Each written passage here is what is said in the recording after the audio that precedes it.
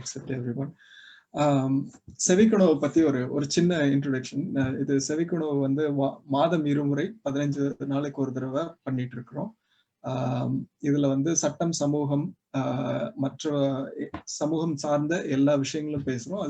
அது தவிர அறிவியல், தொழில்நுட்பம், இது எல்லா விஷயத்தையும் எக்ஸ்பர்ட்ஸ் கிட்ட பேசணும் அப்படிங்கிறது தான் மோட்டிவேஷன் பேசிக்கா. நம்ம வந்து நிறைய ஃபார்வர்ட்ஸ், நிறைய ஃபேஸ்புக் மெசேஜஸ்லாம் பார்க்குறோம். அதுல இருக்கிற உண்மைகளை வந்து நம்ம நேரடியா ஒரு எக்ஸ்பர்ட் கிட்ட கேட்டு தெரிஞ்சுக்கிறது அப்படிங்கிற விஷயத்துக்காக தான் இந்த செவிக்குணவு ஆரம்பிச்சோம். இது 26வது அமர்வு. தொடர்ந்து 1 வருஷத்துக்கு மேல இது ஒரு லாக்டவுன் குழந்தைன்னு சொல்லலாம். லாக்டவுனுக்கு அப்புறம் நிறைய விஷயங்கள் நடந்தது. அதுல இது ஒரு விஷயமா பார்க்குறோம். ஸோ இது 26வது அமர்வு நடத்திட்டு இருக்கிறோம். இந்த தடவை வந்து இந்த செஷன்ல வந்து நம்ம சமூகம் சார்ந்த ஒரு ரொம்ப முக்கியமான ஒரு விஷயத்தை பார்க்க போறோம். அது தொடர்பான செய்திகளை இங்க அடுத்த வித்யா அவங்க வந்து இன்ட்ரடியூஸ் பண்ணி உங்களுக்கு ஸ்பீக்கரை இன்ட்ரடியூஸ் பண்ணுவாங்க. ஸோ வித்யா. வணக்கம். இங்க நம்மளுடைய சிறப்பு விருந்தினர் வழக்கறிஞர் RS அகிலா அவர்களுக்கும் மற்றும் இங்க கலந்துக்க வந்திருக்கிற பார்வையாளர்கள் எல்லாருக்கும் எங்களுடைய மனமார்ந்த வணக்கம், நன்றியும். ரொம்ப இந்த வாட்டி செவிக்குணவினுடைய 26வது அமர்வினுடைய தலைப்பு வந்து குடும்ப வன்முறை, இந்திய சட்ட அமைப்பு சொல்லும் தீர்வுகளும் உதவிகளும் அப்படின்றது. இது வரைக்கும் பெருசா பேசப்படாத, சமூகத்துல இது வரைக்கும் நம்ம யாரும் தொடறதுக்கு கொஞ்சம் யோசிக்கிற தலைப்பு அப்படின்னு நினைக்கிறேன். ஏன்னா செக்ஷுவல் ஹராஸ்மெண்ட் பத்தி நிறைய இடங்கள்ல பேசியிருக்கோம், நிறைய விவாதங்கள் நடந்திருக்கு. அது எல்லா இடத்துலயும் பரவலா செக்ஷுவல் ஹராஸ்மெண்ட் ஒரு இடத்துல நடக்குது அப்படின்னா பெண்களும் சரி, ஆண்களும் சரி அதுக்கு எதிராக குரல் கொடுக்கறதுக்கு இப்ப ரொம்ப ஓப்பனா குரல் கொடுக்கறதுக்கெல்லாம் ரெடியா இருக்கிறாங்க. ஆனா அதே வன்முறை நம்ம குடும்பத்துக்குள்ளார நடக்குது அப்படின்னு சொல்லும்போது முதல்ல பெண்களே அதை அக்செப்ட் பண்ணிக்கிறதுக்கே யாரும் ரெடியா இல்லை. அப்படி பெண்கள் ஆமா அப்படின்னு சொன்னா கூட அது வெளியில வர்றதுக்கான சூழல், அதை வெளியில வந்து பகிர்ந்துக்கிறதுக்கான சூழல் நம்ம சமுதாயத்துல இருக்கா அப்படின்னு கேட்டா இல்லைன்னு தான் சொல்லலாம். இப்போ சமீபத்துல நான் படிச்ச ஒரு அரசினுடைய ஆய்வறிக்கை வந்து கிட்டத்தட்ட 92% டொமெஸ்டிக் வயலன்ஸ் கேசஸ் வந்து அன்ரெஜிஸ்டர்டா போயிடுது அப்படின்னு சொல்றாங்க. 92% அன்ரெஜிஸ்டர்டாவே கேசஸ் போகுது அப்படிங்கிறப்ப அப்ப எவ்வளவு முக்கியமான தலைப்பு. இத பத்தி இன்னும் நம்ம எவ்வளவு பேச வேண்டியிருக்கு. ஆக்சுவலா இந்த தலைப்பை வந்து நாங்க சொல்லும் போது ஒரு குடும்ப உறுப்பினர்கள்கிட்டயும் சரி, நண்பர்கள்கிட்டயும் சரி இத ஷேர் பண்றதுலயோ இதை கொண்டு போய் சேர்க்கறதுலயோ நிறைய தயக்கம் இருந்தது. ஏன் அப்படின்னா குடும்ப வன்முறை அப்படின்னு பேசினாலே ஏதோ குடும்பத்தை உடைக்க வர்றாங்க இவங்க அப்படின்னு பாக்குற ஒரு மனப்பான்மை தான் இங்க இருந்தது. ஆனா அது அப்படி இல்லை. வன்முறை அப்படின்றது வந்து ஏதோ அடிக்கிறது, வெட்டுறது, குத்துறது அப்படின்னு மட்டும்தான் நம்ம பேசிட்டு இருக்கோம். ஆனா வன்முறைன்றது அது மட்டும் இல்லை. காலங்காலமா இந்திய குடும்பங்கள் வந்து எதனால வந்து இன்னும் நீடிச்சு வந்துட்டு இருக்கு அப்படின்னு சொன்னா, இன்னும் குடும்ப அமைப்பு வந்து இன்னமும் பாதுகாப்பானதா, உலகத்துல வந்து வெற்றிகரமான குடும்ப அமைப்பா இந்திய குடும்பங்கள் வந்து ஏன் இன்னும் நின்றுட்டு இருக்கு அப்படின்னா, at the cost of ladies. நிறைய நம்மளுடைய அம்மாக்களோ பாட்டிகளோ நிறைய பேர் செஞ்ச அவங்களுடைய வாழ்க்கைய விட்டு கொடுத்து அவங்களுடைய லைஃபை தியாகம் பண்ணி தான் இன்னைக்கு நம்மள இங்க இருக்க வச்சிருக்காங்க. நம்மளால வந்து அந்த தியாகத்தை ரொம்ப போற்றி பேசுற அளவுக்கு நம்ம அம்மாலாம் தியாகம் பண்ணாங்க, பாட்டியெல்லாம் தியாகம் பண்ணாங்க நிறைய பேசுறோம். ஆனா அவங்க எதுக்காக தியாகம் பண்ணணும் அப்படின்ற கேள்வியை இது வரைக்கும் நம்ம யாருமே கேட்கறது இல்லை. அவங்களுக்கும் அவங்க வாழ்க்கைய வாழறதுக்கான உரிமை இருக்குதானே? அவங்க எதுக்காக அவங்கள தியாகம் பண்ணிக்கிட்டு இந்த குடும்ப அமைப்பை வந்து அப்படியே இன்டாக்டா நிறுத்துறதுக்கு ஏன் அவங்க தியாகம் பண்ணணும்? அந்த காம்ப்ரமைஸ்ன்றது குடும்பத்துல எல்லார்கிட்டையும் சமமா இருக்கணுமே தவிர பெண்கள் மட்டும் ஏன் அவங்களுடைய வாழ்க்கையை தியாகம் பண்ணி இதை நிலைநிறுத்தணும் அப்படின்னு நிறைய கேள்விகள் இது சம்பந்தமா எங்களுக்கு வந்தது. அதை எல்லாத்தையும் நம்மளுக்கு கூட கலந்துரையாடுறதுக்கு, நம்மளுடைய இது சம்பந்தமா நம்மளுக்கு இருக்கிற நிறைய சந்தேகங்களை நிவர்த்தி பண்றதுக்கு வழக்கறிஞர் அகிலா அவர்கள் நம்ம கூட இன்னைக்கு இருக்கிறாங்க. வணக்கம் அகிலா. வணக்கம் வித்யா. என்ன இன்வைட் பண்ண இந்த செவிக்குணவு குரூப்க்கு ஆர்கனைசர்ஸ்க்கு ரொம்ப நன்றி.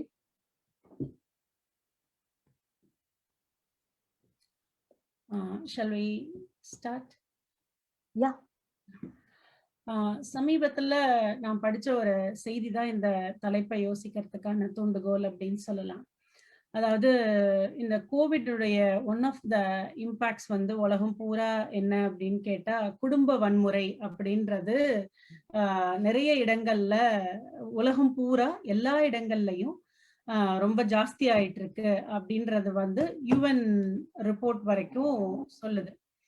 அப்படி குடும்ப வன்முறை உலகம் பூரா ஜாஸ்தி ஆயிட்டு இருக்குன்றப்போ அதை பத்தி படிக்கும்போது மைசூர் மெடிக்கல் காலேஜ்ல டாக்டர் ரவீஷ் அப்படின்ற ஒரு சைக்காட்ரி டிபார்ட்மெண்ட்டினுடைய ஹெட் வந்து ஒரு ஸ்டேட்மெண்ட் சொல்லியிருந்தார். என்ன அப்படின்னா, ஒரு பொண்ணு இந்த டொமெஸ்டிக் வயலன்ஸால, ஒரு ஹஸ்பண்டுடைய ரெக்ரெசிவ் பிஹேவியரால, டிசோசியேட்டிவ் டிசார்டர் அப்படின்ற ஒரு டிசார்டர் அந்த பொண்ணுக்கு வந்து அவங்களுடைய குரலை இழந்துட்டாங்க அப்படின்னு.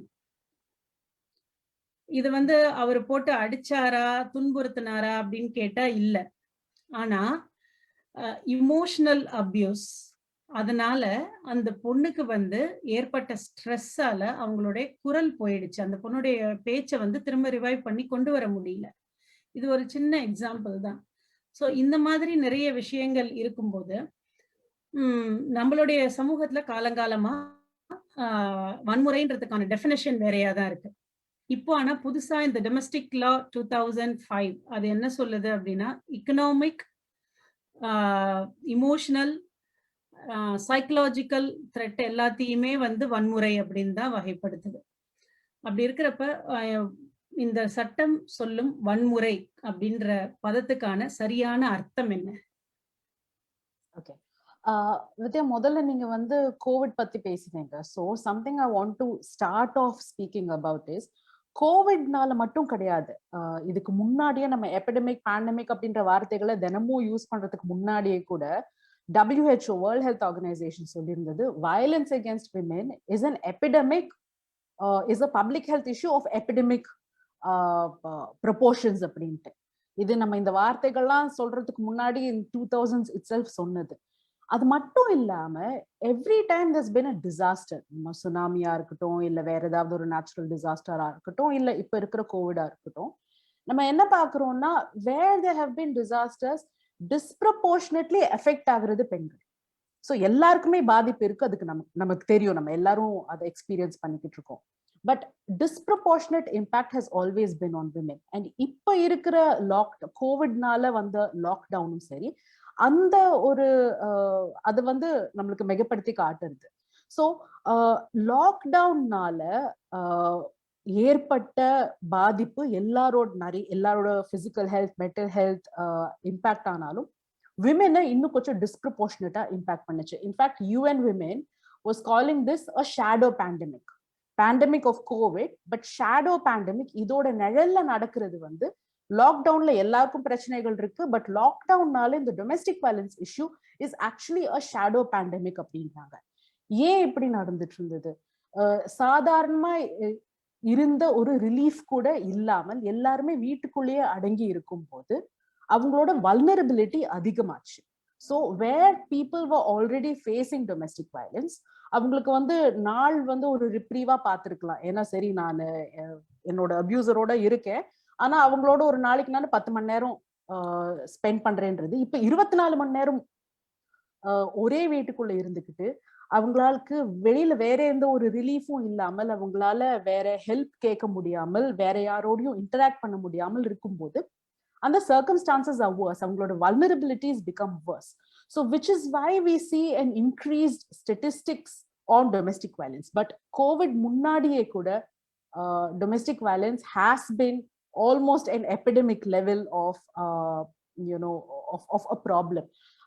In fact, globally இது வந்து வெறும் இந்தியால கிடையாது, globally at least 30% of all women have faced domestic violence அப்படின்லாம் statistics இருக்கு. இந்தியாலயும் அதுக்கு மேலே around 30% of women have faced domestic violence அப்படின்னு இருக்கு. நீங்க வந்து definition of domestic violence கேட்டீங்க, and I think that's really important. நீங்க சொன்ன மாதிரி உடல் ரீதியான ஒரு வன்முறை இருந்துச்சுன்னா நம்ம எல்லாருமே சரி, அடிக்கிறது இருந்துச்சுன்னா, அடியோத அப்படி இருந்துச்சுன்னா இது தப்பு அப்படின்ட்டு எல்லாருமே ஐடென்டிஃபை பண்ணிடுறோம். யாராவது வந்து எங்க வீட்டுல என்ன அடிச்சாங்கன்னு சொன்னா சரி இது தப்பு, இப்படி நடக்கக்கூடாது அப்படின்ட்டு நம்மளுக்கு புரியுது. ஆனா என்ன திட்டினாங்க, இன்சல்ட் பண்ணாங்க, கெட்ட வார்த்தையில பேசினாங்க, எனக்கு வந்து பணம் கொடுக்கல, என்னோட சம்பளத்தை எடுத்து வச்சுக்கிட்டாங்கன்னா உடனே நம்ம வந்து அதை கொஞ்சம் ஜஸ்டிஃபை பண்ண ஆரம்பிப்போம். கோவத்துல பேசிட்டாங்க, நம்ம எல்லாருமே கோவத்துல பேசுறதுதான் இல்லையா, சில நேரம் வேண்டாத வார்த்தைகளை விட்டுடுவோம். But when something is domestic violence, இது இந்த மாதிரி ஐசோலேட்டட் இன்சிடென்ட்ஸ் கிடையாது. இது வந்து நம்ம ஒரு லார்ஜர் பேட்டர்னா தான் பார்க்கணும். திட்டுறதுனால இல்ல இழிவா பேசுறதுனால அது என்ன பாதிப்பு உண்டாக்குது. இப்போ ஒரு தடவை நம்ம ஏதாவது தப்பா பேசிட்டோம்னா எல்லாத்துக்குமே இம்பாக்ட் இருக்கு, நான் இல்லைன்னு சொல்லல. I am not a person who will even justify an isolated act, but you should imagine what happens when a woman is faced with insults every day. கெட்ட வார்த்தைகள்ல ஒருத்தரை திட்டுறது, இல்ல அவங்கள பத்தின உனக்கு ஒரு செல்ஃப் வர்த்தே கிடையாது, உனக்கு எதுவுமே பண்ண தெரியாது அப்படின்ட்டு தினமும் சொல்லிக்கிட்டே இருந்தா அவங்களோட மனநிலை எப்படி பாதிக்கும், அவங்களுடைய சுய மரியாதை சுய மதிப்பு எப்படி மாறும் அப்படின்றத நம்ம பார்க்கணும். And this is a very very serious kind of violence. ஆனா இதை ஐடென்டிஃபை பண்றதே ரொம்ப கஷ்டமான ஒரு விஷயம். அதுக்கு வந்து சிலருக்கு ரொம்ப வருஷங்கள் ஆகுது அது நம்ம ஃபேஸ் பண்றது டொமெஸ்டிக் வயலன்ஸ் அப்படின்னு தெரியறதுக்கு. அதுல இருந்து மீண்டு வரத்துக்கும் ரொம்ப நாள் ஆகலாம். ஏன்னா மக்கள் வந்து எஸ்பெஷலி பெண்கள் அவங்களோட செல்ஃப் வர்த் செல்ஃப் வேல்யூவை இழக்கிறாங்கன்னா அதை ரீபில்ட் பண்றதுக்கு ரொம்பவே நாள் ஆகும், அந்த தன்னம்பிக்கை திரும்பி வரத்துக்கு. அதனாலதான் mental health officials and professionals are extremely important in this context. So இது வந்து when there is verbal or psychological emotional violence is domestic violence அப்படின்ட்டு நம்ம இப்போ சட்டத்துல வந்திருக்கு 2005ல. அது மட்டும் இல்லாம எக்கனாமிக் வயலன்ஸ், எக்கனாமிக் வயலன்ஸ்லாம் என்னவா இருக்கலாம், டவுரி கேட்கறது இஸ் டெஃபினெட்லி எக்கனாமிக் வயலன்ஸ்.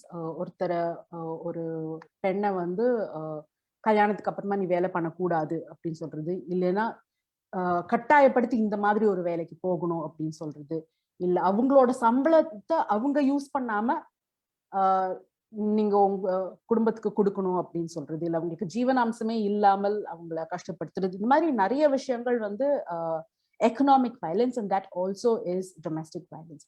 இந்த டொமெஸ்டிக் வயலன்ஸ் ஆக்ட் புதுசா என்ன பண்ணுதுன்னா, இது எல்லாமே க்ரூவல்ட்டியா தான் இருந்துச்சு.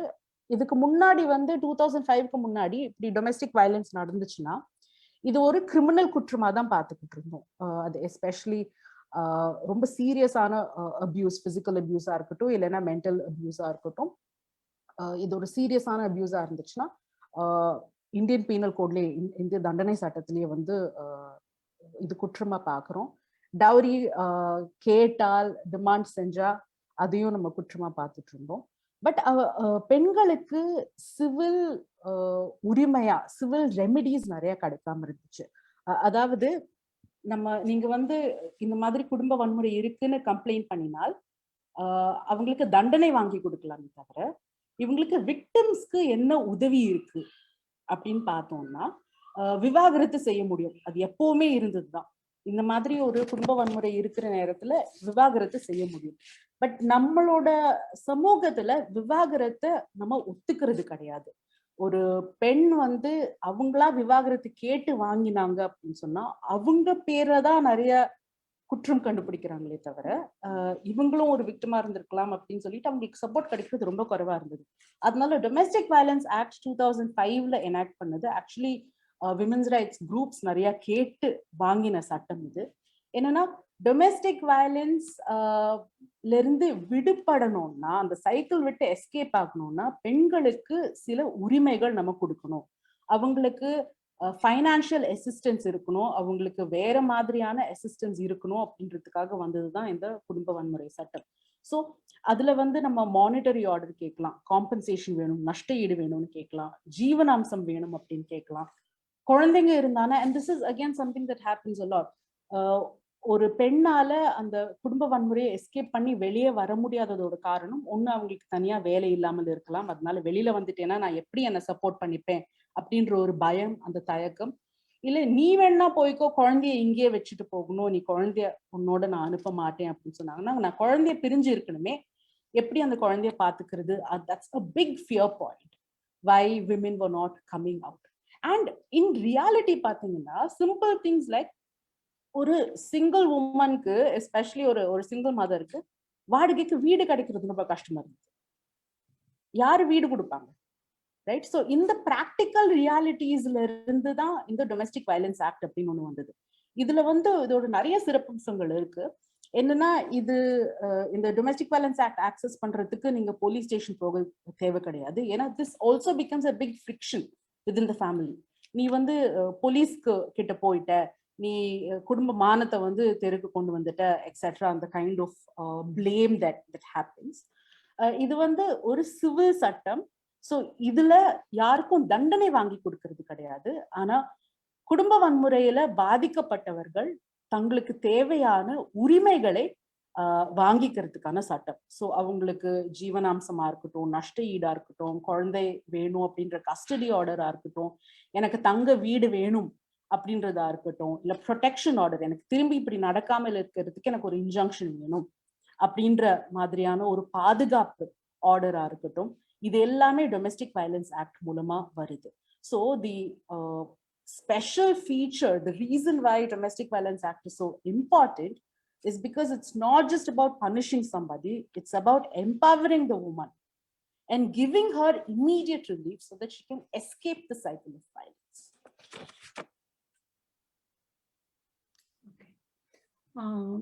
இப்போ 1961ல இருந்து நம்ம கிட்ட டவுரி ப்ரொடெக்ஷன் ஆக்ட் இருக்கு. அது pretty much லேடிஸை எம்பவர் பண்றதுக்காக தான் அந்த லாவும் கொண்டு வந்தாங்க. அதுக்கப்புறம் we had amendments இல்லையா, 1983ல ஒரு வாட்டி, 84ல ஒரு வாட்டி, 86ல ஒரு வாட்டி, 2 அமெண்ட்மெண்ட்ஸ் கொண்டு வந்திருக்காங்க இல்லையா. இத்தனைக்கு அப்புறம் புதுசா ஒரு டொமெஸ்டிக் வயலன்ஸ் லா அப்படின்னு இப்போ இன்னொன்னு கொண்டு வந்திருக்காங்க. How different it is from the Dowry Prohibition Act? Dowry Prohibition Act again was a very important law of its time. 1960sல வரதட்சணை அப்படின்றது தப்பு, வரதட்சணை கேட்டால் கொடுத்தால் டிமாண்ட் செஞ்சா அது ஒரு குற்றம், அதுக்கு நீங்க ஜெயில் கூட போகலாம் அப்படின்னு சொன்னது was a very important symbolic step also. ஆனா அதுல பாத்தீங்கன்னா நம்ம குடும்ப வன்முறை ஜெனரலி பார்த்தோம்னா is much wider in scope than that. Dowry is one part of it. Dowry காரணத்தால மட்டும்தான் குடும்ப வன்முறை அப்படின்னு சொல்ல முடியாது. ஏன்னா நம்ம இருக்கிற சாதாரண ஒரு ஆணாதிக்கம், ஒரு பேட்ரியார்கல் வேர்ல்ட்ல நிறைய வகையில நம்ம டொமெஸ்டிக் வயலன்ஸ் பார்க்கிறோம். Dowry is an important part of it, but not the only part. முன்னாடி நான் சொன்ன மாதிரி டவுரி ப்ரொஹிபிஷன் ஆக்ட் அப்படின்றது ஒரு கிரிமினல் சட்டம். ஸோ கிரிமினல் சட்டத்தோட ஆப்ஜெக்ட் என்ன, நீங்க ஒரு கம்ப்ளைண்ட் கொடுத்தா அதை போலீஸ் விசாரிக்கும், விசாரிச்சுட்டு அது கோர்ட்டுக்கு போனதுக்கு அப்புறமா அது ப்ரூவ் ஆச்சுன்னா தண்டனை வாங்கி கொடுக்கலாம். ஸோ உங்களுக்கு imprisonment or fine, that's the object of dowry prohibition act. So முதல்ல நம்ம என்ன நினைச்சோம், சரி இது ஒரு டிட்டரண்ட் எஃபெக்டா இருக்கும், மக்கள் சரி இந்த மாதிரி ஒரு தப்பு பண்ணினா நீங்க ஜெயிலுக்கு போக வேண்டியதா இருக்கலாம் அப்படின்னா அந்த ஒரு பயத்தினால டிட்டரன்ஸ், இப்படி நடக்காமல் நம்ம பார்க்கலாம் அப்படின்ற மாதிரி வந்த சட்டம். It's very important, it continues to be very important. But dowry இதனால ஏன் இன்னும் நிக்கல அப்படின்னு சொன்னா, ஐ திங்க் சட்டத்தால சமூகத்தை ஃபுல்லா மாத்த முடியாது, சட்டத்தால் மட்டுமே மாத்த முடியாது. சட்டம் ரொம்ப முக்கியமான விஷயம். ஸோ நான் சொன்ன மாதிரி 1960sல dowry is a crime, it's wrong அப்படின்னு சொல்றது is a very important statement that was made. And deterrent effect of any criminal law இருக்கவும் செய்யுது. ஆனா வெறும் தண்டனை இருக்கு அப்படின்ற பயத்தால மட்டுமே சமூகத்தை மாத்துறது முடியாதுன்னு நினைக்கிறேன். ஏன்னா அக்கார்டிங் டு மீ ஒரு சமூக லெவல்ல ஒரு புரிதல் தேவை.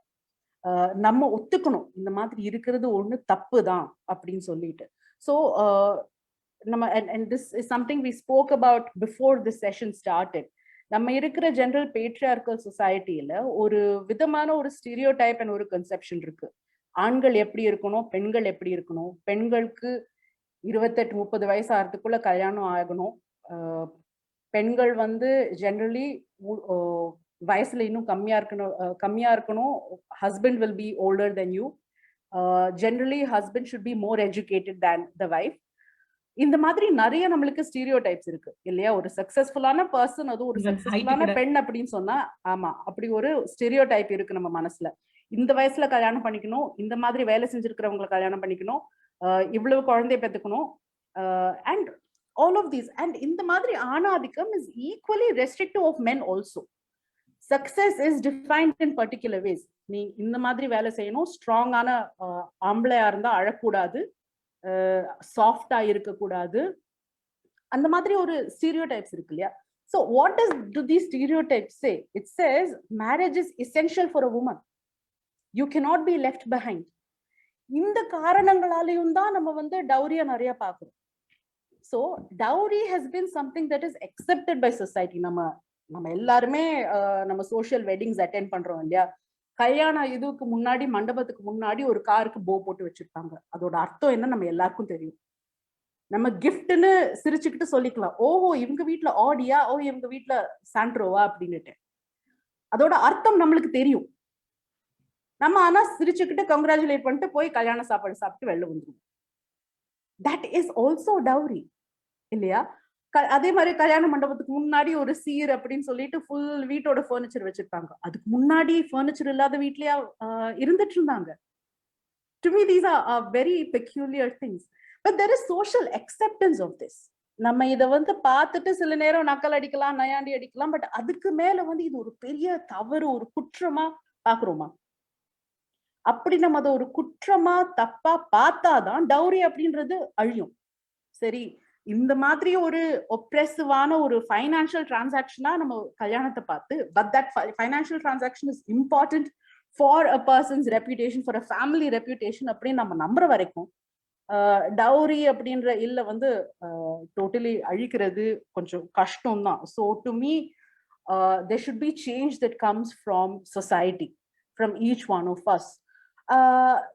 இது மட்டும் இல்லாம நீங்க வந்து சரி, இப்ப டவுரி ப்ரொஹிபிஷன் ஆக்ட் எல்லாம் இருந்தாலும் ஏன் நம்மளுக்கு டொமெஸ்டிக் வயலன்ஸ் ஆக்ட் தேவைப்படுதுன்னா, அதான் my first answer to that would be domestic violence is far wider in scope than just dowry. டவுரினால நிறைய பிரச்சனைகள் வருது, பட் டவுரி மட்டுமே இல்லாமல் ஒரு ஆதிக்கத்தோட ஒரு பொசிஷன் ஆஃப் டாமினன்ஸ் அண்ட் அத்தாரிட்டியில இருந்து ஒரு கல்யாண பார்ட்னர்ஸ்க்கு நடுவில் ஒரு ரிலேஷன்ஷிப் இருந்துச்சுன்னா அதனாலதான் மெயின்லி வயலன்ஸ் ஏற்படுது. So not just dowry but far more things.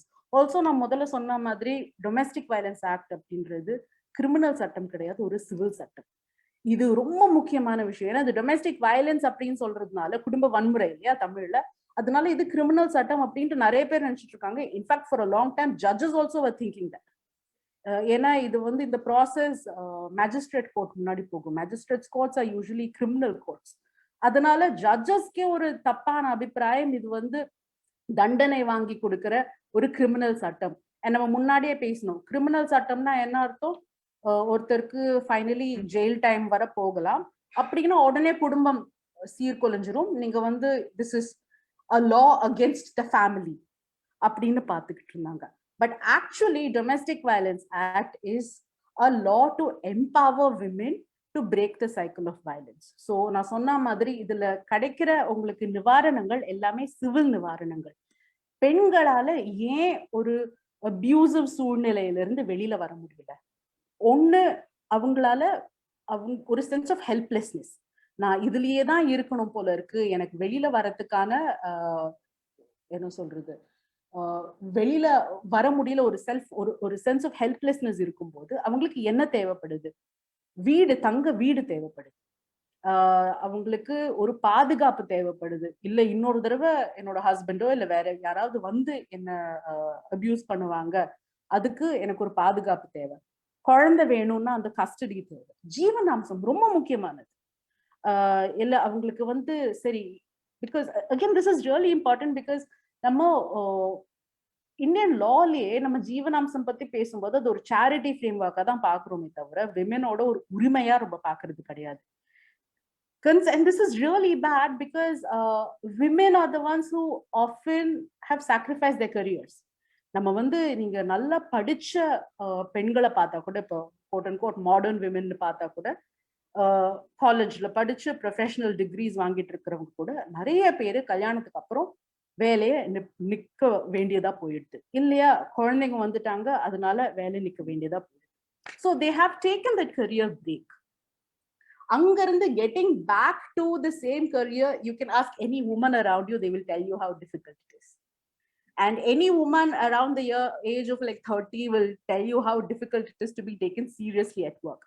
Because நீங்க கல்யாணம் ஆனவங்களா இருந்தா உங்களோட அடுத்த ப்ரொமோஷனுக்கு கேட்கிற முதல் கேள்வி, ஆனா நீ குழந்தை பெற்றுக்கிட்டு 2 வருஷம் பிரேக் போயிடுவேன் இல்லையா, if you're 25 years or whatever, உனக்கு இன்னும் கல்யாணம் ஆகல, நீ கல்யாணம் ஆயிட்டு பிரேக் போயிடுவேன். ஸோ இந்த காரணங்களால விமனை ஒர்க் பிளேஸ்லயும் ரொம்ப சீரியஸா எடுத்துக்கிறது கிடையாது. If the same opportunity exists, a lot of management, and of course there are notable exceptions, inge vandu not all men hashtag aarambikadilla, there are notable exceptions, but generally the management would think, okay, I would rather invest in a man whom they think will not leave. Okay, women kana accommodation is still seen as charity. It's not seen as a matter of right. Maternity benefits தேவை அப்படின்ட்டு உலகம் ஃபுல்லா loss இருக்கு. நீங்க இவ்வளவு நாள் maternity leave கொடுக்கணும், இதுக்கு இந்த மாதிரியான சம்பளம் கொடுக்கணும்ட்டெல்லாம். But when an organization looks at a woman, they don't think of them as, you know what, you are equally entitled to a job in my organization, so I will willingly give you that maternity leave. A lot of the times they look at it as, you the extra expense ago. But if I have to employ a man, I don't have to do this, and women are an extra strain on the resources madri paakra idu. So these are all the reasons why women get edged out of general work environment. So in the circumstance la neenga pathina nama jeevanamsam appdinu paaka vendiyadu should be seen as a right. If a man goes and works in idla vandu namakku ellarkume in the past few years there's been a lot of discussion about this. Economic work na enna, eppadi disproportionate amount of work is done by women, but that's unpaid work. So ella labor is not the same. Women are working, but now vandu veetla summa irukken solluvaanga nariya housewives, but we know how much work they do. It is just unpaid labor.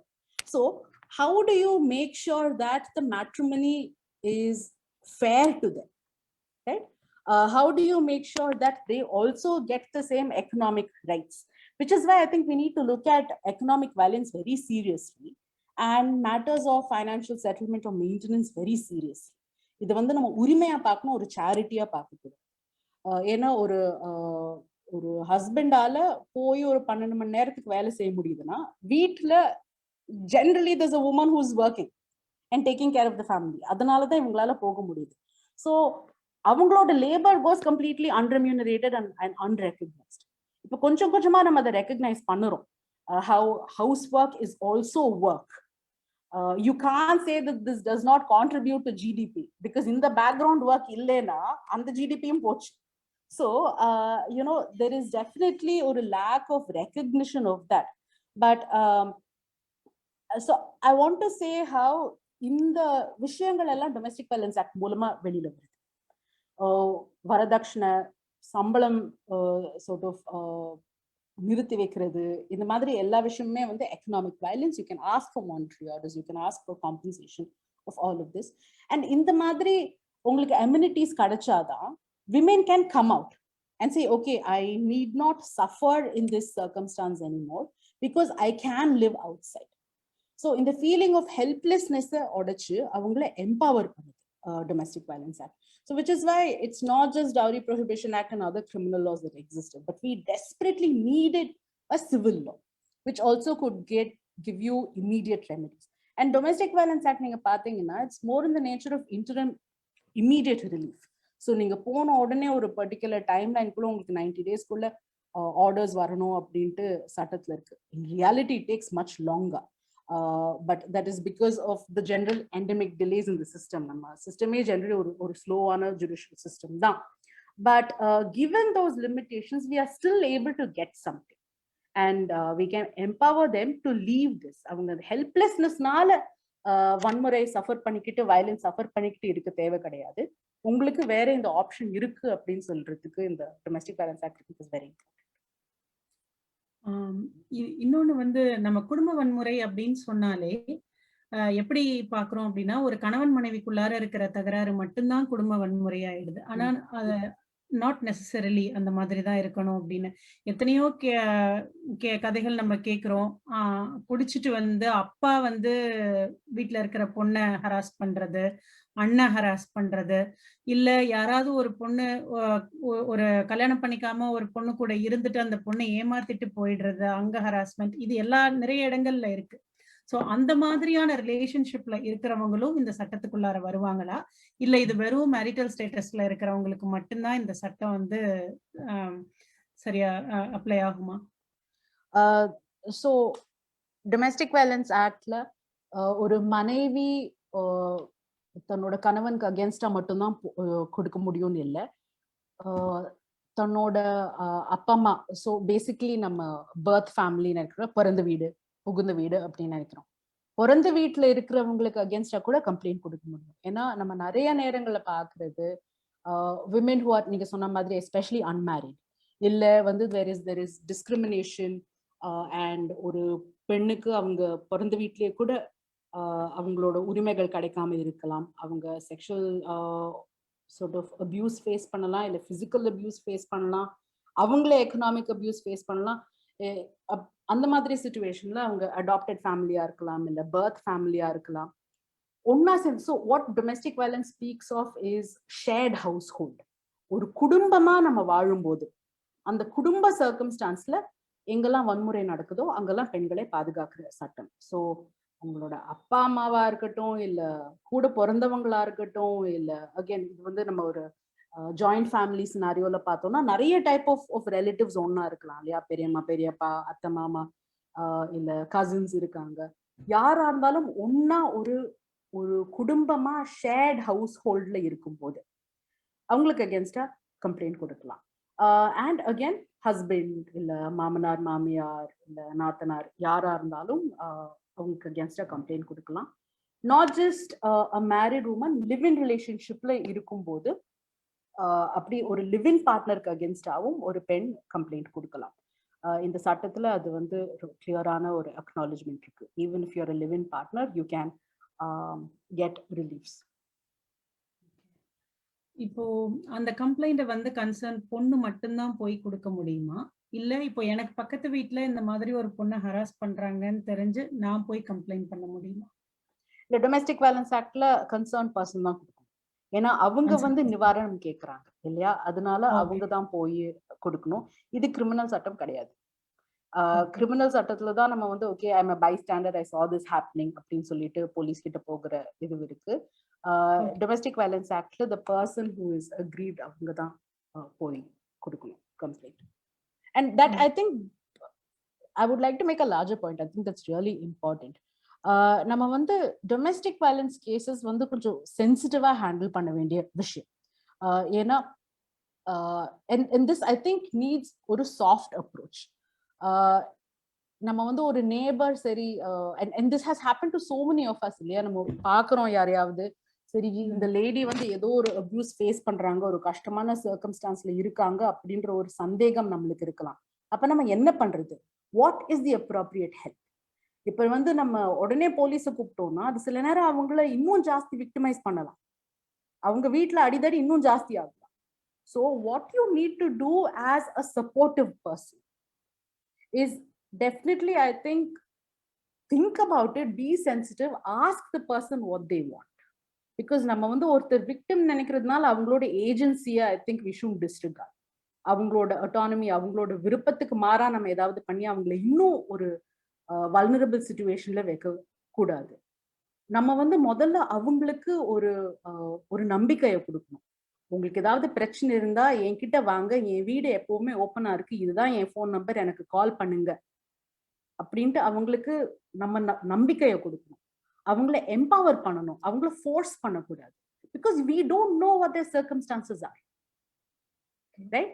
And இந்த நம்ம வந்து again நல்ல இன்டென்ஷனோட போகலாம், but அவங்கள அது எப்படி impact பண்ணும் அப்படின்னு சொல்லிட்டு நம்ம யோசிக்கணும்.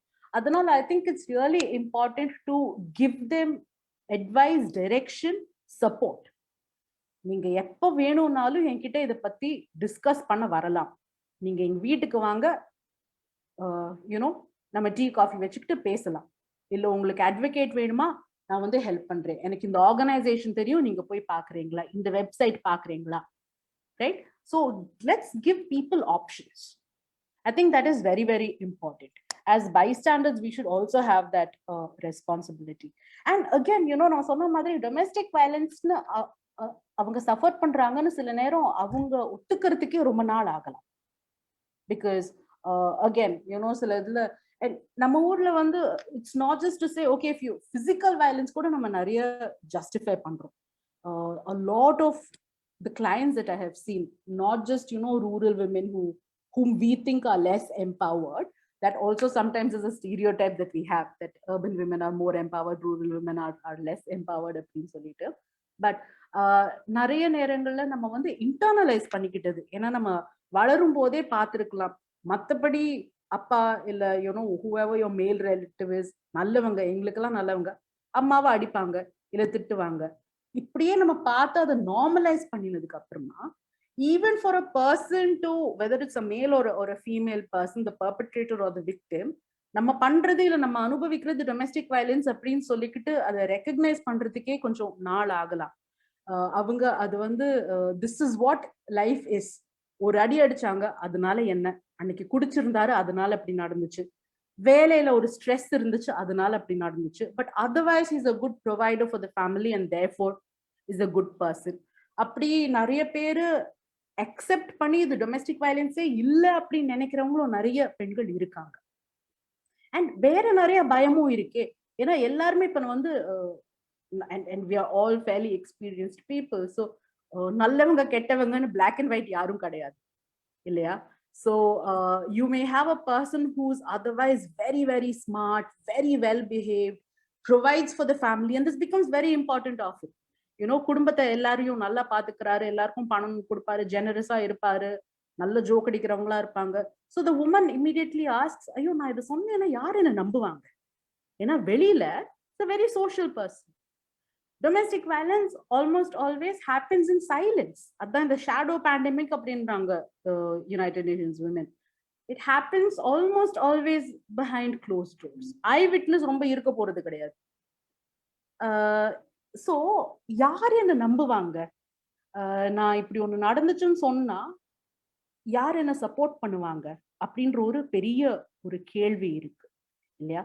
So I think those are some of the reasons why there is so much under reporting. பயம், இப்படி நான் வந்து சொன்னேன்னா என்ன நம்புவாங்களா, இல்ல என்ன நம்புறதுக்கு பதில் ஏன் மேலதான் பழி போடுவாங்க.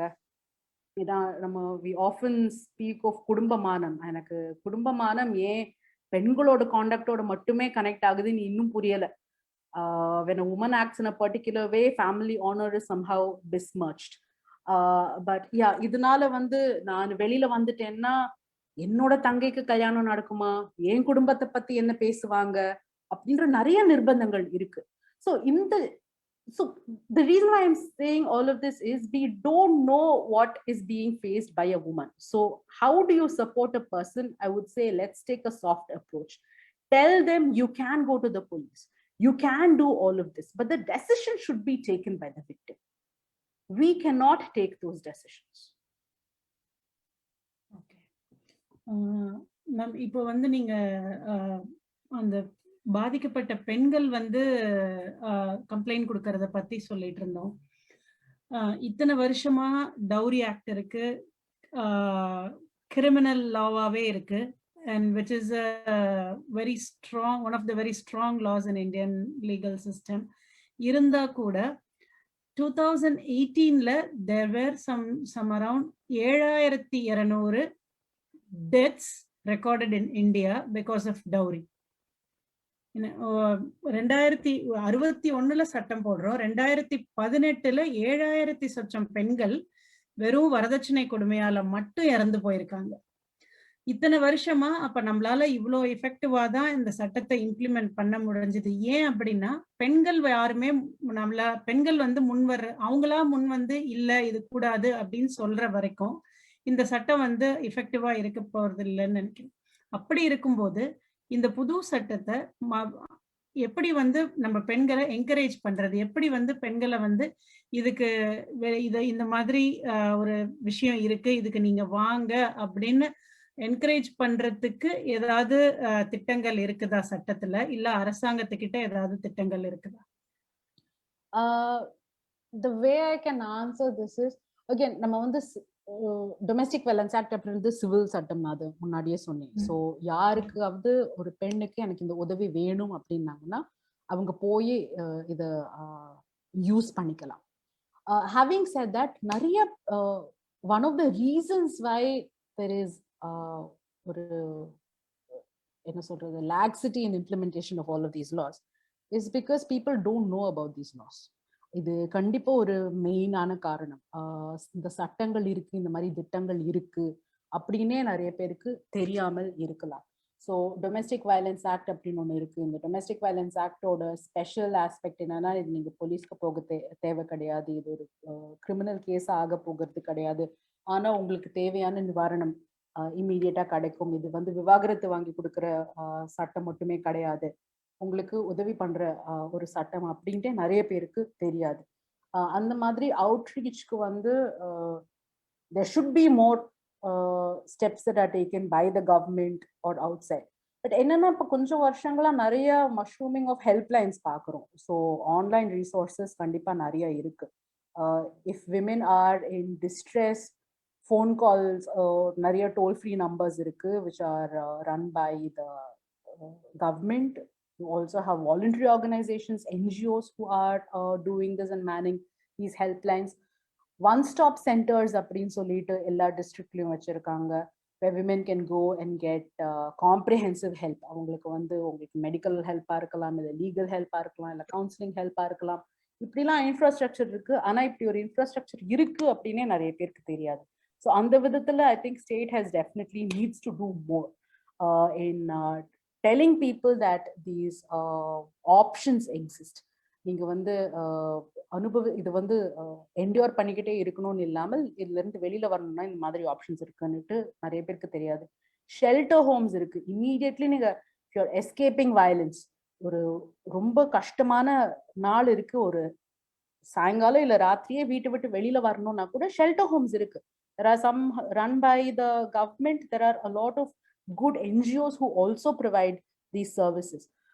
Ana again, consolidated indella irukku appdin solradhukku you may have to do like some online research itself to try and find this out. So infrastructure irukku, protection officers appdinu ovvoru districtliyum irukanga who are the primary officials under this domestic violence act. Social workers who have been appointed in every district to help women. So இதுல என்னன்னா, நீங்க domestic violence act பார்த்தீங்கன்னா ஒரு வக்கீல் கிட்ட கூட போகணும் அப்படின்னு கிடையாது. நீங்க இந்த ப்ரொடெக்ஷன் ஆஃபீஸர் கிட்ட போனா, அவங்க ஜெனரலி கலெக்டர் ஆஃபீஸ்ல இல்லை சோஷியல் வெல்ஃபேர் டிபார்ட்மெண்ட்ல இருப்பாங்க. அங்க போனா அவங்களே வந்து ஹெல்ப் பண்ணுவாங்க. இந்த ஃபுல் ப்ராசஸ்க்கு கம்ப்ளைண்ட் கொடுக்கறதுல இருந்து இது மேஜிஸ்ட்ரேட் கோர்ட்டுக்கு கொண்டு போற வரைக்கும் அவங்களே உதவி பண்ணோம் அப்படின்லாம் இருக்கு. இதுல வந்து ஃப்ரீ லீகல் எய்ட் அந்த மாதிரி நிறைய ஃபெசிலிட்டிஸ் இருக்கு. But what your saying is right. நம்ம வந்து how much awareness and general advocacy do you have about these facilities na kandipa pattadu.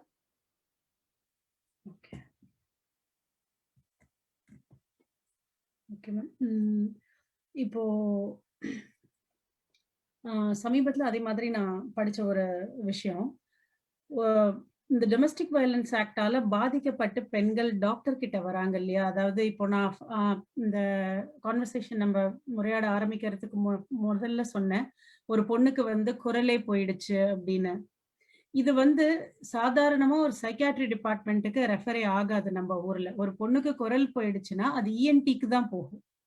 இது ஏதோ மனரீதியா அந்த பொண்ணு ரொம்ப பாதிக்கப்பட்டு அவளுக்கு அதனால குரல் போயிருக்கு அப்படின்னு இன்னும் எத்தனை டாக்டர்ஸ் நம்ம ஊர்ல யோசிப்பாங்கன்னு தெரியல. அதுல ஒரு சர்வேல போட்டாங்க, ஒன்லி 10% ஆஃப் த பிசிஷியன்ஸ் தான் வந்து அந்த எயில்மெண்ட்ஸை வந்து டொமெஸ்டிக் வயலன்ஸ், ஒரு குடும்ப வன்முறைக்கு சம்பந்தப்படுத்தி பார்க்குற பிசிஷியன்ஸே ஒரு 10% ஆஃப் த டாக்டர்ஸ் தான் பார்க்குறாங்க. மீதி பேர் வந்து அது உடல் ரீதியா மட்டும்தான் அணுகிறாங்களே தவிர இதை மன ரீதியா யாரும் அணுகிறது இல்லை அப்படின்னு. ஸோ அப்போ மருத்துவர்களுக்கே முதல்ல இதுக்கான ஒரு அவேர்னஸோ பயிற்சியோ தேவைப்படுதா? அதுக்கு ஏதாவது சட்டத்துல வந்து இடம் இருக்கா? இது வந்து சட்டத்துக்கு மேல ஐ திங்க் அகைன் நம்ம முன்னாடியே சொன்ன மாதிரி சட்டத்தால எல்லாத்துக்குமே பண்ண Awareness. முடியாது. ஒரு multi disciplinary approach, comprehensive approach தேவை. ஏன்னா இது அவ்வளவு prevalent-ஆன ஒரு பிரச்சனை. நம்ம முன்னாடியே ஸ்டாட்டிஸ்டிக்ஸோட தான் ஆரம்பிச்சோம் இந்த செஷனையே. உங்களுக்கு 30% of all women have faced this now. It's a big part of your human population that is facing this problem. அதுக்கு நம்ம adequate response mechanism வச்சிருக்கோம்னா கண்டிப்பா கிடையாது. நம்மளோட immediate response is to be blind to it. பார்த்தா கூட சரி இது வந்து வன்முறை கிடையாது, யாராவது முன்னாடி வந்தாங்கன்னா நான் கீழே விழுந்துட்டேன் அதனால எனக்கு அடிபட்டுச்சு அப்படின்னு சொன்னாங்கன்னா நம்பிடுறோம். இது வந்து சரி ஓஹோ இப்படிதான் விழுந்துட்டாங்க போல இருக்கு அப்படின்னு சொல்லிட்டு. See again here I want to say this also needs a soft touch because நிறைய கேள்விகள் கேட்டு இல்ல மேண்டேட்டரி ரிப்போர்ட்டிங் மாதிரி ஒரு நிறைய கிரிமினல் சட்டங்கள்ல மேண்டேட்டரி ரிப்போர்ட்டிங் அப்படின்னு ஒரு ஃபெசிலிட்டி இருக்கு.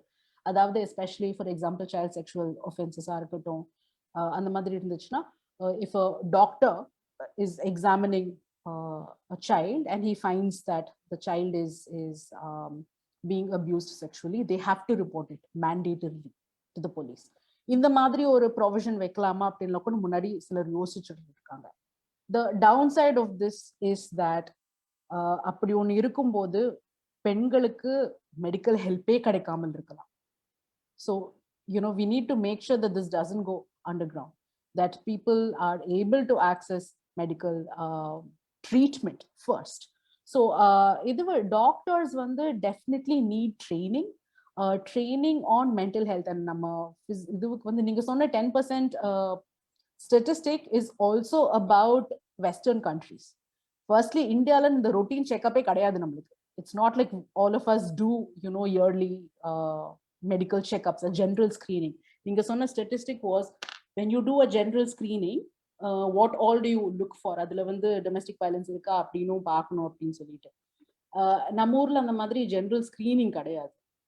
But when a person comes before you for some ailment, ஒன்னு வேற unrelated sickness-காக வராங்களோ இல்ல இந்த மாதிரி ஒரு வன்முறை இன்சிடென்ட் சம்பவம் நடந்ததுனால அதுக்கு ட்ரீட்மெண்ட் வராங்களோ, ரெண்டாவும் இருக்கலாம்.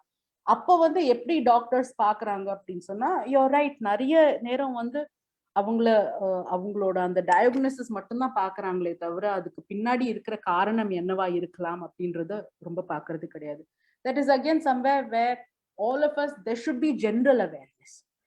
Doctors are also very important stakeholders. நீங்க சொன்ன மாதிரி அவங்களுக்கும் we should definitely give them more tools to understand how violence works, especially general practitioners. எல்லாருக்குமே சரி இந்த மாதிரி இருந்துச்சுன்னா it could be this. How do you connect with such people in a sensitive manner? நான் முன்னாடியே சொன்ன மாதிரி there should first be a feeling of trust according to me. அவங்களுக்கு இந்த ஆப்ஷன்ஸ் எடுத்து சொல்றதுக்கு அவங்களுக்கும் அந்த advocacy இருக்கணும், அவங்களுக்கும் அந்த knowledge இருக்கணும். So counseling and support, again referral to mental health services becomes extremely important. Lawyer arkatom, a lot of the times when a victim, a survivor of domestic violence come to us, nanga solradhu therapy edukonga, to us your immediate mental health is as important as making sure that you get legal remedy ultimately, etc. So in the madri referral to mental health services or mental health professionals is not a stigma அப்படின்றது நம்ம புரியணும். So this is there are no shortcut solutions. Yeah, this is a very complex social problem, and that needs complex structures to evolve, to interact and work together. So you need lawyers coming up, you need a sensitive judiciary, you need sensitive police law enforcement officials, you need sensitive medical professionals. All of that together only will will empower, and a person can think, okay, நான் முன்னாடி வந்தேனா, நான் சொன்னேனா நம்புவாங்க. ஏன்னா நான் முன்னாடியே சொன்ன மாதிரி நிறைய பயம் and how do we know our doctors? Often it's a family friend of a family friend. இவங்க ஒரு victim அவங்க கிட்ட போகும்போது அவங்களுக்கு பயம், this person is actually my husband's or my in-laws friend. அவங்க கிட்ட தான் நான் இதை சொல்ல முடியுமா, அவங்க என்ன நம்ப போறது கிடையாது, இப்படி நான் கம்ப்ளைண்ட் பண்ணேன்னா எனக்கு இன்னும் வேற ஏதாவது பிரச்சனைகள் வரலாம். So again, these are very complex fact situations. அதனால நான் வந்து doctors will have to follow one standard protocol அப்படின்னு இருக்க முடியாது. They should also make informed decisions depending on அவங்களோட அந்த risk assessment. Right? Because doctors are இருக்கட்டும், lawyers are இருக்கட்டும், we should, do no harm is our first thing. நம்மளோட interventionனால there shouldn't be a secondary victimization that happens. So these are very difficult assessments that you need to do. But adukku vandu you're right in that first we need to equip ourselves and we need to make sure that referral mechanisms are in place. And this is something that I say to my clients as well. I'm not a counselor, I'm not a psychologist. I have seen these issues, but if you want therapy, you need to go to one of those. Adhe madri, a physician should tell them, I'm not a psychologist, but please consult this person who can give you better help. So I think accessing the right kind of specialists, the right kind of resource is very important to make sure that a person gets out of a vulnerability. Actually நீங்க இது சொல்லும்போது எனக்கு ஒரு விஷயம் ஞாபகம் வருது. நான் இங்க ஸ்கூல்ல ஒர்க் பண்ணிட்டு இருந்தப்ப எங்களுக்கு மேண்டேட்டரி திங் வந்து ஒரு சின்ன நாங்க நர்சரி அந்த மாதிரி சின்ன பிரைமரி செக்ஷன் அந்த மாதிரி செக்ஷன்ல ஒர்க் பண்ற டீச்சர்ஸ்க்கு அவங்களுக்கு அந்த சின்ன குழந்தைங்க ஏதாவது மேல தண்ணி ஊத்திக்கிட்டாங்க, இல்ல வேற ஏதாவது ட்ரெஸ் இப்போ ஒரு கிளாஸ்ல இருந்து பி ட்ரெஸ்க்கு மாறுவாங்க, அந்த மாதிரி ட்ரெஸ் சேஞ்ச் பண்றதுக்குலாம் ஹெல்ப் பண்ணும்போதோ இல்ல ஒரு ஃபர்ஸ்ட் எய்ட் கொடுக்கும் போதோ அவங்களுடைய உடம்புல ஏதாவது மார்க்ஸ் விசிபிளா பார்த்தோம் அப்படின்னு சொன்னா நாங்க இமீடியட்டா வந்து ஸ்கூல் வழியா ரிப்போர்ட் பண்ணணும். அதுக்கு வந்து கன்வின்சிங்கா அந்த பேரண்ட் வந்து, அதாவது மார்க்னா சும்மா கீழே விழுந்து அடிபடுற மார்க் இல்ல. நமக்கு தெரியும் இல்லையா, இப்போ ஒரு குழந்தைக்கு வந்து நல்ல நடு முதுகுல இவ்வளவு பெருசு பழுத்து போய் ஒரு மார்க் இருந்தது. நல்ல ஒரு பிளாக், அது பார்த்தாலே ஒரு ஸ்டிக் வச்சு அடிச்ச மாதிரி இருந்தது. அந்த மாதிரி மார்க் பார்த்தப்ப உடனே ஒரு ரிப்போர்ட் எழுதி இந்த மாதிரி அந்த குழந்தைக்கு இருந்தது அப்படின்னு சொல்லி ரிப்போர்ட் எழுதி அமிச்சோம்னா ஸ்கூல் வழியா போயிடும் கன்சர்ன் அத்தாரிட்டிஸ்க்கு. அப்போ அந்த பேரண்ட் வந்து எதுக்கு அந்த குழந்தைக்கோட முதுகுல அப்படி ஒரு தழும்பு வந்தது அப்படின்றதுக்கு ஒரு கன்வின்சிங் எக்ஸ்பிளனேஷன் கொடுத்து ஆகணும் பேரண்ட். ஸோ அந்த மாதிரி ஏதாவது சிஸ்டம் இருந்தது அப்படின்னு சொன்னா வீட்டுல ஒரு டொமெஸ்டிக் வயலன்ஸ் நடக்குதுன்றது பசங்க வழியா கூட வெளியில வரலாம் இல்லையா? நீங்க சொல்ற processes to a certain extent இந்தியாலயும் இருக்கு when it comes to children. நம்ம முன்னாடியே சொன்ன மாதிரி child sexual abuse எல்லாத்துக்கும் there is mandatory reporting. If school authorities or medical authorities come to know or suspect there is some child abuse that is happening, அவங்க mandatorily report பண்ணணும். அதை வந்து case ஆக்கி எடுத்துப்பாங்க. இதே வந்து the difference between women and children is that women are adults and they have their agency and their autonomy, which you can't totally take away. So mandatory reporting பொறுத்த வரையில, and I think I spoke about this earlier, there could be a lot of harm.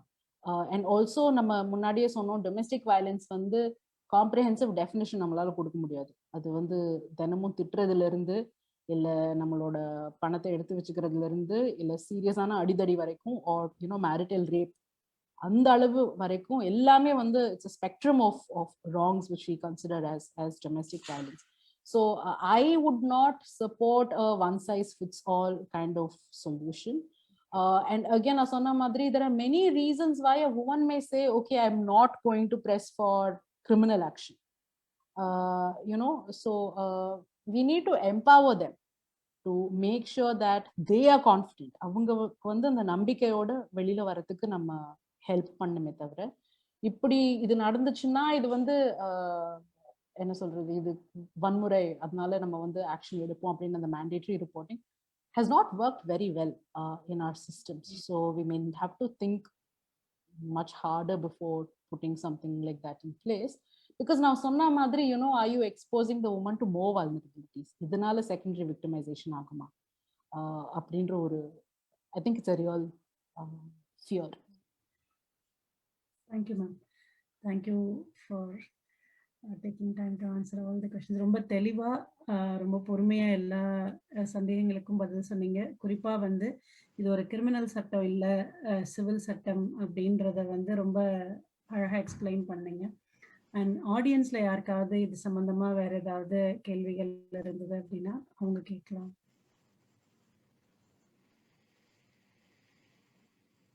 Yeah. Dr. Satyanarayanan, sir, he is raising his hand. So you're on mute. Uncle, sir, நீங்க இருக்கீங்க sir. See, Akila is an excellent presentation. Especially நீங்க வந்து அந்த சட்டங்களை வந்து ஒரு awareness மாதிரி நடத்திருக்கீங்க. Actually நான் வந்து I am a retired associate professor from the Department of Zoology and Wildlife Biology, settled in Chennai. Actually பார்த்தீங்கன்னா இந்த சட்டங்களை பார்த்தீங்கன்னா என்ன ஒரு குறைபாடு அப்படின்னா நம்ம நாட்டில் இந்த legal issues, the legal protection to anything, animals or the any human, whatever it may be, the ignorance of laws. Why அப்படின்னா இந்த ஸ்கூல் கரிக்குலம் பார்த்தீங்கன்னா I am always I will tell later case study. School கரிக்குலத்தில் அல்ல கல்லூரி கரிக்குலத்தில் சிலபஸ்ல, அந்த சிலபஸ்ல ஒரு chapters இல்லை. Actually நான் என்ன இன்சிஸ்ட் பண்றேன் நவடேஸ் வந்து தயவு செய்து வந்து லா makers the like you must see that the curriculum வந்து இன்க்ளூட் பண்ணணும். இது அவேர்னஸே இல்லை. நிறைய பேருக்கு வந்து நம்ம சட்டங்கள் என்னன்னு சட்டம் இருக்கா, இப்படி தப்பு பண்ணக்கூடாது அப்படி ஒரு சட்டம் இருக்கா, நான் படிக்கலையே, அது எப்படி நான் தெரிஞ்சுக்கிறேன்? How I learn this my experience. I am a zoology and wildlife. So I was teaching zoology teachers and wildlife biology teachers are teaching the wildlife biology conservation, protect பண்ணுங்க, பாதுகாக்க வேண்டும் விலங்குகளை. ஆனா அதே தியரி கிளாஸ்ல நாங்க என்ன சொல்றோம், பாதுகாக்க வேண்டும். அதே நாங்க பிராக்டிகல் கிளாஸ் பண்ணா இந்த தகவல் இருக்கு இல்லையா, அதை வந்து பார்த்தா நூற்றுக்கணக்கு ஆயிரக்கணக்கில் இந்தியில பார்த்தா லேக்ஸ் ஆஃப் கட் பண்ணுவோம். Then where is the biodiversity conservation? And we ignored most of the zoology teachers and wildlife teachers. We ignored the existing legal protection. அதாவது வனவிலங்கியல் சட்டம், the Indian Wildlife Protection Act 1972. இது மாதிரி இன்னொரு வந்து 51AG fundamental citizen you have to protect. So இந்த மாதிரி laws பார்த்தீங்கன்னா even fundamental laws we ignored. நமக்கு என்ன அவேர்னஸ் இல்லை.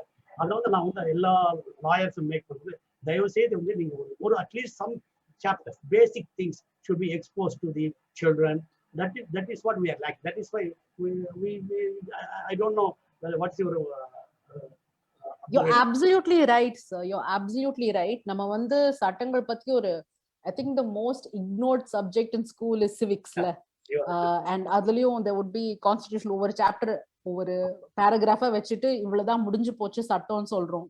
Same thing with history. நம்மளுக்கு 1947 ஓட நின்னு போச்சு history. So yes, there is a lot of things that we need to do when it comes to social science education, and you're right that it has to start with school itself. நாங்க வந்து to respond with another personal anecdote, the first thing that we learn in law school is that ignorance of law is no excuse.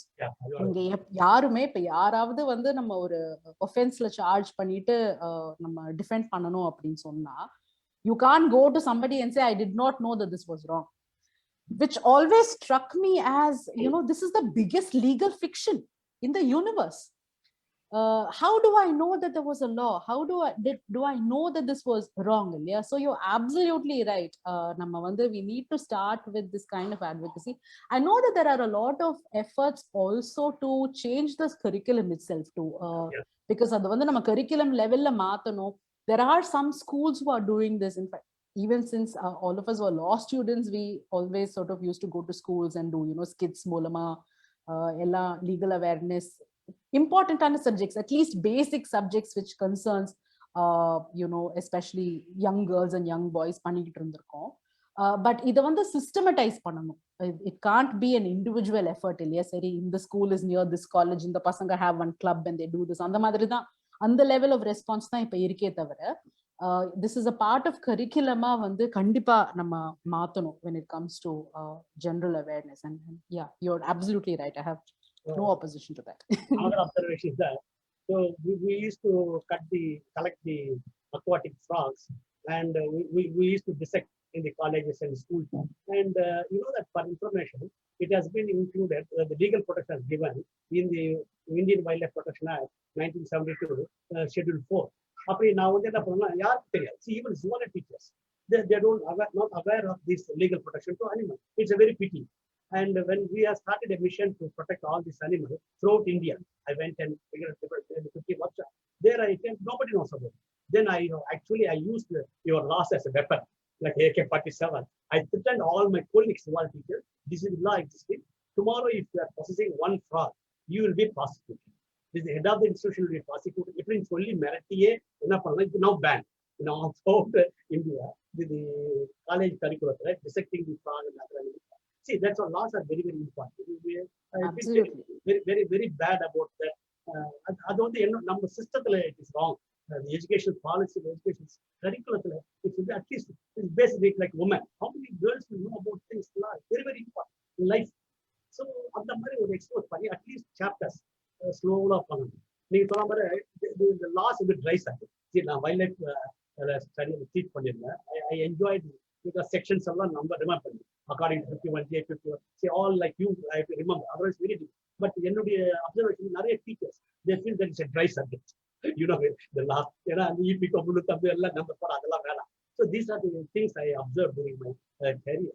Now after the retirement, I used to insist all the labs and wherever I go, school teachers and kindly include this. And that is a good, I think, attempt to expose our children for that. In the future, I think something will come out.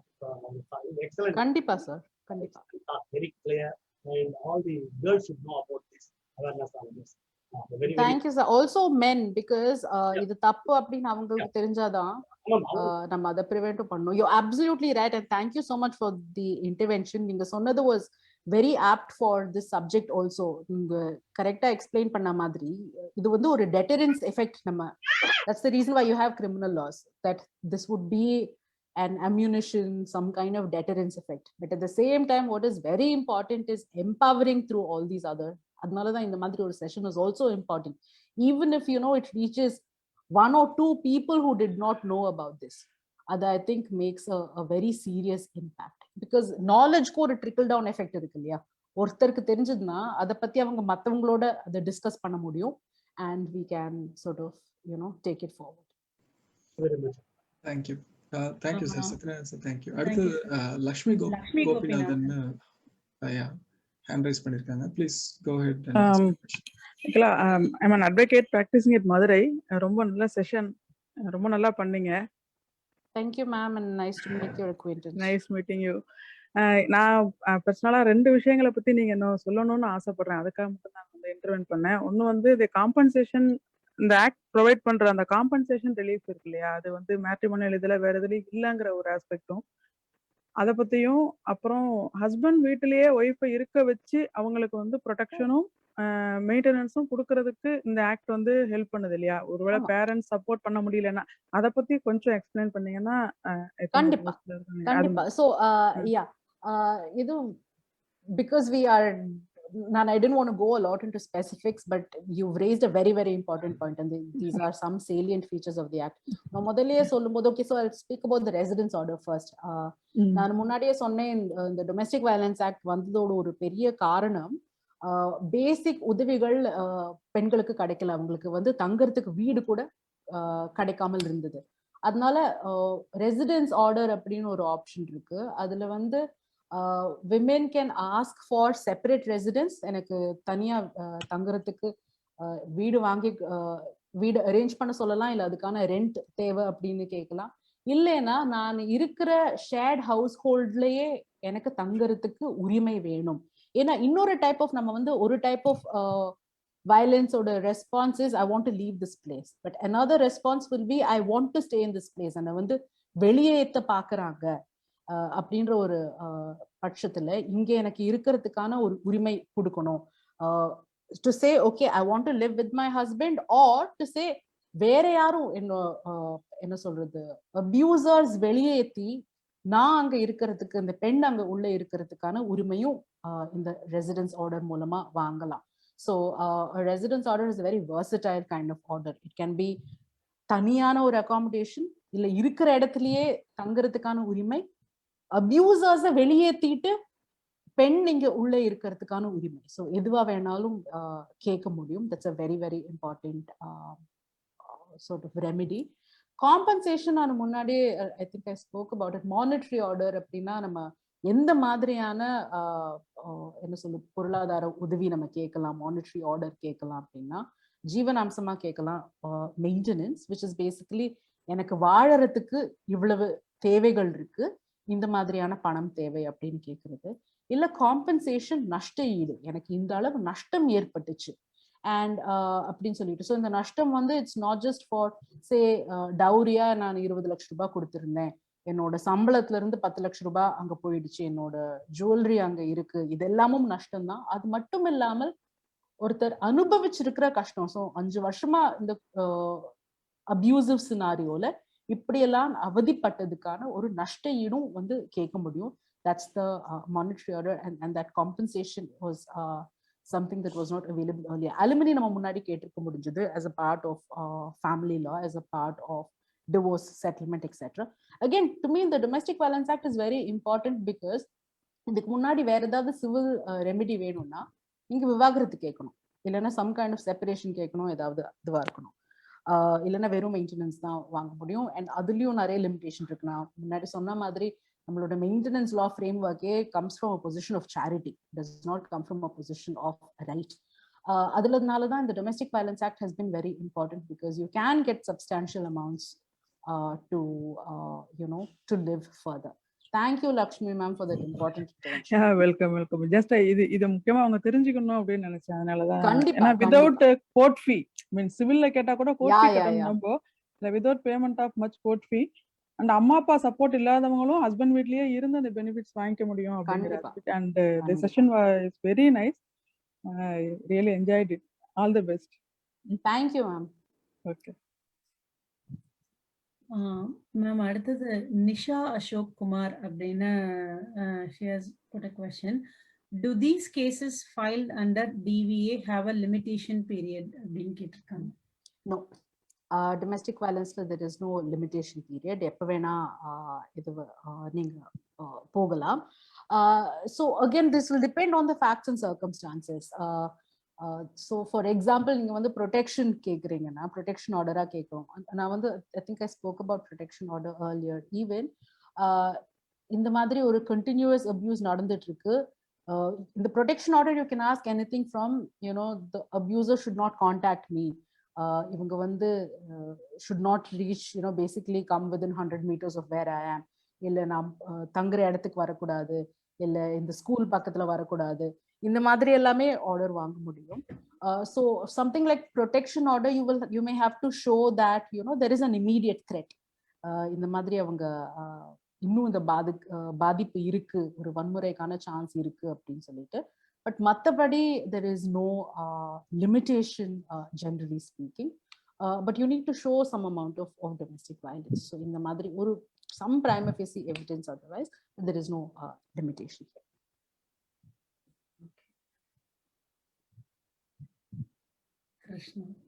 Krishna நான் கேள்வி கேட்கிறேன். Thanks for the talk. எனக்கு 2 கேள்வி இருக்கு. ஒரு கேள்வி வந்து how will it could be a man or woman, Charumati was asking, இது 2 சைடுமே கொடுக்கலாமா அவங்க கேட்டிருந்தாங்க. அதுல வந்து டொமெஸ்டிக் வயலன்ஸ் கம்ப்ளைண்ட் வந்து ஒரு மென்னும் போய் கொடுக்க முடியுமா இந்த மாதிரி? இல்ல, this is protection of women from domestic violence act. Okay. So இந்த மாதிரி law மென்னுக்கும் எக்ஸிஸ்ட் இருக்கா இல்ல இல்லையா? சாதாரண சட்டங்கள் கண்டிப்பா இருக்கே. சோ ஏதாவது அவங்க சிவில் கோர்ட்டுக்கு போய் வாங்கலாம் கண்டிப்பா. It is not that they don't have these remedies at all. நம்ம வந்து different kinds of violence பத்தி பேசணும். So because I was expecting this question as well. So நம்ம சொன்ன மாதிரி வன்முறை நிறைய மாதிரி விஷயங்கள் வருது இல்லையா? If you're thinking of physical violence, IPC-ல எல்லாமே any unwanted physical contact is a crime. So தண்டனைக்காக போக முடியும், இது நடந்தது தப்புன்னு சொல்லிட்டு கம்ப்ளைண்ட் கொடுக்க முடியும். இப்போ வந்து if you're thinking of say mental psychological violence அப்படின்னா ஜென்ரல் டாட்ல நீங்க சிவில் இதுல போய் சிவில் கோர்ட்ல போய் கம்ப்ளைண்ட் கொடுக்க முடியும். அதுக்கு காம்பன்சேஷன் வேணும் அப்படின்னு கேட்க முடியும், இல்ல ப்ரொடெக்ஷன் வேணும், இன்ஜங்ஷன் வேணும் அப்படின்னு கேட்க முடியும். எக்கனாமிக் வயலன்ஸா இருந்துச்சுன்னா இந்த மாதிரி எனக்கு ஒரு நஷ்டம் ஏற்பட்டிருக்கு, அதுக்கு நஷ்ட ஈடு வேணும்னு கேட்க முடியும். த ஃபோரம் இஸ் டிஃப்ரெண்ட், அவ்வளவுதான். ஏன்னா இது பெண்களுக்கான இந்த அகேன்ஸ்டா இருக்கிற violence is of such a magnitude that there is a special procedure. But கண்டிப்பா வந்து anybody who has suffered any violence they have remedies on that. ஆனா அது வந்து என்னோட கேள்வி வந்து ஆக்சுவலா எப்படின்னா, இப்போ many a times வந்து இப்போ பாத்தீங்கன்னா there will be lot of emotional violence னு சொல்லலாம். ஏன்னா வந்து பேசும்போது அபியூஸ் பண்ணி பேசுறது அப்படின்லாம், இதை எப்படி ப்ரூவ் பண்ணுவாங்க? if I go, or not me, somebody goes, a woman goes to you and says that இந்த மாதிரி எனக்கு ரொம்ப அபியூஸ் ஆகுது, வீட்டுல இருக்க என்னோட மாமியார் ரொம்ப பேசுறாங்க, இல்ல என்னோட மாமனார் பேசுறாங்க, பட் நெவர் பிசிக்கலா என்ன அடிச்சதே கிடையாது, ஆனா நான் என்ன பண்ணாலும் எனக்கு குத்தம் சொல்லிக்கிட்டே இருக்காங்க அப்படிங்கிறது ஒரு லாட்ஸ் ஆஃப் மென்டல் ப்ரெஷர் வரும். ஸோ அப்படி இருக்கும்போது இதை எப்படி ப்ரூவ் பண்ணுவாங்க, இல்ல how will it proceed? It goes to trial. There is இப்போ ஒரு கம்ப்ளைண்ட் கொடுத்தா ஒருத்தரோட கம்ப்ளைண்ட் வச்சு மட்டுமே வந்து ஒரு கோர்ட் முடிவு பண்றது கிடையாது இல்லையா, மற்றவங்களோட பதில் கேட்பாங்க. So if I am instituting a complaint against a family member, அவங்களை கூப்பிட்டு அவங்களுக்கு ஒரு ஆப்பர்ச்சுனிட்டியும் இருக்கு. So no process is a one sided process. அவங்க ஒரு பதில் கொடுப்பாங்க, அதுக்கப்புறமா this will go to trial. So ஒவ்வொருத்தருமே அவங்களோட ப்ரூஃபை, அவங்களோட எவிடன்ஸை எடுத்து வைக்கலாம். ஸோ அண்ட் முன்னாடியே நம்ம சொல்லியிருக்கோம், you're right in that in a lot of domestic violence you don't have direct evidence. கண்ணால நிறைய பேர் பார்த்துருக்க மாட்டாங்க. பட் இதே வந்து you will have an affidavit, they would be circumstantial evidence வச்சு இல்லை சுற்றி இருக்கிறவங்களை வந்து எக்ஸாமின் பண்ணி, there are very well established ways of doing a trial. And இதெல்லாம் சரௌண்டிங் சர்க்கம்ஸ்டான்சஸ் எல்லாத்தையும் பார்த்துட்டு இருக்கிற எல்லா டாக்குமெண்ட்ஸ் இல்லை விட்னஸஸ் எல்லாரையும் எக்ஸாமின் பண்ணிட்டு தான் அந்த court will decide. And this is the same process for everything, because நிறைய offenses you may not have eyewitnesses. Yeah, but there are ways. See, இதுக்கு தான் cross examination நடக்கும், இல்லை நீங்க வந்து ஒவ்வொருத்தர் கேரக்டர் எவிடன்ஸ் விட்னஸஸ் வைப்பாங்க. We prove a lot through surrounding circumstances itself. இந்த பயம் தான் நிறைய பேருக்கு இருக்கும்னு நினைக்கிறீங்களா? Because 92% of people don't even கம்ப்ளைண்ட்னா ரொம்ப இந்த ப்ராசஸ் யாரா போய் எல்லாத்தையும் முடிச்சிட்டு திருப்பி வந்து பண்றதுக்கு போடா அப்படின்னு விடுறதுக்காகவே they will be like this. இதுக்கு உங்களோட சைட்ல இருந்து என்ன சொல்யூஷன் கொடுப்பீங்க? Because it should not happen. I don't think dilution of an important legal right is a solution. இதனால வந்து ஒருத்தர் கம்ப்ளைண்ட் கொடுத்தாங்கன்னா உடனே வந்து அவங்கள யூ பனிஷ் another person அப்படின்றது to me is not the solution. எல்லாத்துக்குமே there is a due process of law, and the process of law is important. What is important is, நான் முன்னாடில இருந்தே சொல்லிட்டு இருக்கேன், I may now sound like a broken gramophone record, but surrounding support from people around you, right? நிறைய பயம் வந்து is also when இப்ப நான் for example ஒரு இன்சிடென்ட் நடந்தது, I go confide in my neighbor. So there actually is some indirect evidence there, right? If I call my neighbor would be able to say, ஆமா அகிலா வந்து இன்னைக்கு இந்த நேரத்துல வந்து இப்படி நடந்துச்சுன்னு சொன்னார். What is my fear? அந்த neighbor கோர்ட் சம்மன்ஸ் வந்தா வரமாட்டாங்க. வேற யாராவது வந்து நம்ம டாக்டர் கிட்ட போயிருப்போம், அவங்க டாக்டர் வந்து ஆமா இவருக்கு வந்து உங்க husband it seems like he has this problem அதுன்னு சொல்லுவாங்க. கோர்ட்ல இருந்து நோட்டீஸ் வந்துச்சுன்னா அவங்க அதே மாதிரி பேச போறது கிடையாது. ஸோ அந்த மாதிரி பயம் வந்து நிறைய இருக்கு. So what should we do as bystanders? Make sure that if there is ever a scenario where I am called to help, I should say, okay, I will come and help. Okay, to me that is the solution. Everybody, all of us should understand that if I'm a witness, if I'm called, I will go and I will support. இதனால நிறைய பேருக்கு இது legitimate fear. நான் வந்து கோர்ட்டுக்கு போனோம்னா என் குடும்பம் எப்படியாவது பாதிக்கப்படும், ரைட்? என்னை பத்தி என்ன பேசுவாங்க, எனக்கு இந்த பிரச்சனை எல்லாம் தேவை கிடையாது, இது ரொம்ப வம்பான விஷயம் அப்படின்லாம் இல்லாம அதை நம்ம டீஸ்டிக்மடைஸ் பண்ணலாம். ஸோ சப்போர்ட் பண்றவங்க should continue supporting, not just நான் உனக்கு இப்போதைக்கு இமோஷனல் சப்போர்ட் கொடுக்குறேன், பட் அதுக்கப்புறமா when it comes to trial நான் உனக்கு கை விட்டுடுவேன்னா that's where a lot of anxiety comes from. So to me, in the underlining the surrounding support infrastructure to me is extremely important, because domestic violence victims வந்து ஒரு தனிமை face பண்ணக்கூடாது. அவங்க they shouldn't have this feeling of abject helplessness, because and like I said, all of this is also important evidence. நம்ம வந்து I can't in 2 minutes tell you the range in which we can understand evidence, but the mari surrounding circumstances will go a long way to prove a particular incident as well. So what can we do as people who are generally in that area? Ninga resident welfare association la irukenglo illa vera edo ungala kooptaangana illa எனக்கு இந்த வம்பு வேண்டாம், police வந்துரும், அதனால எங்களுக்கு ஏதாவது பிரச்சனை ஆயிடும், அதனால நீங்க வாய மூடுங்க அப்படின்னு சொல்லாமல் whatever you need we will help you. அதனால பொய் சொல்லணும்னே சொல்ல, எல்லாரும் உண்மையா சொன்னா போதும். Nobody needs to exaggerate anything at all, right? But that is enough. That is enough support to make sure that people escape violence. என்னோட ரெண்டாவது கேள்வி வந்து, இப்போ do you see இப்போ லொகேஷன் பேஸ் பண்ணியோ இல்லனா வந்து சோஷியல் எஜுகேஷன் பேஸ் பண்ணியோ இது மாறுறதா? does the situations now improving னு சொல்ல முடியுமா, இல்லனா பின் பாயிண்ட் பண்ண முடியுமா? பிகாஸ் மோஸ்ட்லி நம்ம ஊர்ல பாத்தீங்கன்னா பயங்கர ஸ்டிக்மா இருக்கும். சிட்டி பேஸ் பசங்க, சிட்டி பேஸ்னா அவங்களுக்கு நிறைய தெரியும், எஜுகேட்டட் அப்படிங்கிற மாதிரி எடுத்துட்டு போயிடுவாங்க. ஆனா கிராமத்திலே வந்தவங்கன்னா அவங்க எல்லாம் வந்து நாட்டுப்புறத்தான், ஒண்ணுமே தெரியாது அப்படின்னு அந்த மாதிரி ஒரு ஸ்டிக்மா வந்து கிரியேட் பண்ணி வச்சிருக்கோம். So to you see a difference? Because இந்த ஜெனரேஷன் இல்லைனாலும் அடுத்த ஜெனரேஷன் வந்து வெளிநாட்டுல பார்த்தாங்கன்னா ஒரு அளவுக்கு ஈக்குவலா வந்துடுறாங்க. அவ்வளவு தூரம் நம்ம நினைக்கிற அளவுக்கு இல்ல, but they still have it. அந்த மாதிரி இல்லாம இருக்கா நம்ம ஊர்ல? like do you see as a lawyer? See, there definitely is advancement over the years. Kandipa. Nama vandu the stereotypical notions we hold, and I also flagged this earlier in the session, of urban women na avangalukku ellame theriyum, ஊர்ல இருக்கிற rural women na avangalukku onnume theriyadu, illa it's a function of class, right? Of uneducated or lower classes la irukra women are victims, upper classes la illa innum padicha women are not victims அப்படின்றது I think it's an exaggeration. Definitely where you have literacy, where you have education and more opportunities, there is a greater chance of a woman being able to get out of the situation. ஏன்னா அவங்களுக்கு அந்த opportunities இருக்கு, அந்த இது இருக்கு. But the other flip side of it, again, you know, these are gross, pretty much sometimes generalization that we are doing. It is not that every rural person is unable to stand up for themselves. நிறைய நேரங்கள்ல நீங்க பாத்தீங்கன்னா lower sort of economic strata is far more understanding. And இதுல வந்து அவங்களோட environment itself would be one where, okay, புருஷன் வந்து அடிப்பான் இந்த பொம்பளைனா, நீ இவங்களை தொடவே கூடாது, இங்க பக்கத்திலே வரக்கூடாது அப்படின்ட்டு நெய்பர்ஹுட்டே உள்ள வந்து சப்போர்ட் பண்ற சிச்சுவேஷனும் பார்த்திருக்கோம். At the same time, you may have, you know, middle class, upper class women who think, okay, இந்த மாதிரி நான் எனக்கும் டொமஸ்டிக் வயலன்ஸ் நானும் ஃபேஸ் பண்ணேன்னு சொன்னா எனக்கு அவமானம் ஆயிடும், என் குடும்பத்துக்கு, and there's a lot of feeling of shame associated with domestic violence. Unfortunately, not the perpetrator. Unfortunately, the survivor or the victim of domestic violence.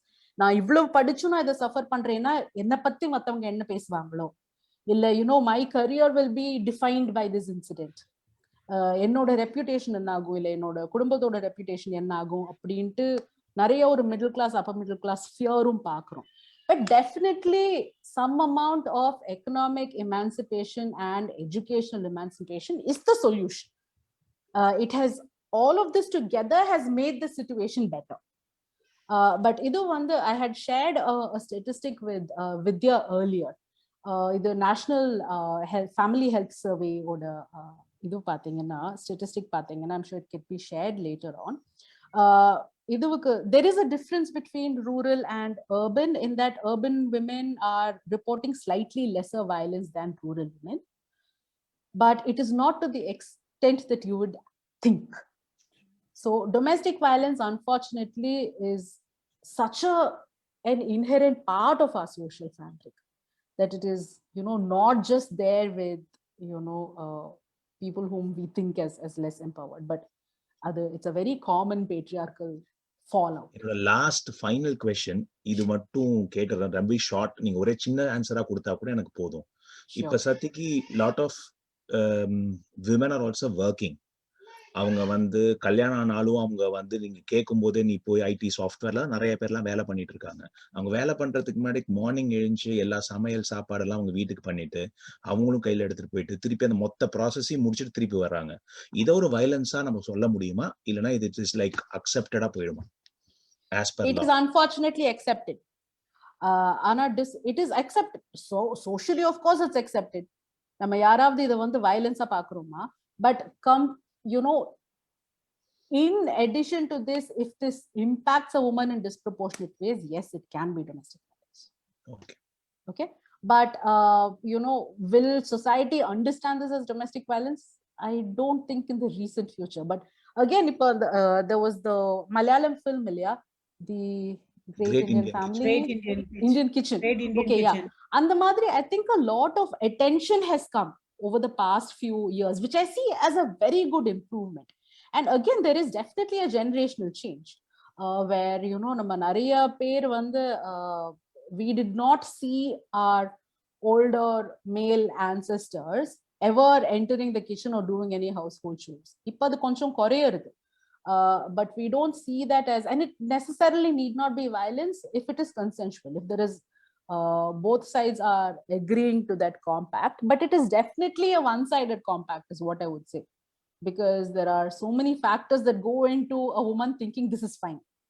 So many factors go into a woman thinking, you know, it's okay that I should wake up at 5 o'clock, I should make breakfast for everybody, I should pack lunch for everybody, come back and do the same thing. Nammaloda, you know, the tireless, you know, one image that always strikes us is Bombay trains. Women would be chopping vegetables at like 9 o'clock, 9:30. வீட்டுக்கு போய் அவங்க சமைக்கணும். And we glorify that kind of labor. And Munnadiya Vidya spoke very beautifully about it. In the sacrifices are considered epitome of womanhood. They are actually oppressive practices. So again, after this, if all of us go and help the women or who are the primary caretakers are with chores, it's important. Again, it's not charity. It's important. And I think we need to start looking at it as from the perspective of women's rights, right? Because all of this is unpaid labor. And yeah, we should give them the recognition and, you know, ungender the kind of domestic chores there is. That I think was a very interesting intervention. Thank you, Krishna. Thanks. Krishna உடைய இதுல ஒரு சின்ன hypothetical question. அதுல if a woman think that இது எல்லாத்தையும் செய்யறது எனக்கு பிடிக்கல, but I have to do this, என்ன செய்ய சொல்றாங்க அப்படின்னா, can this be legally handled?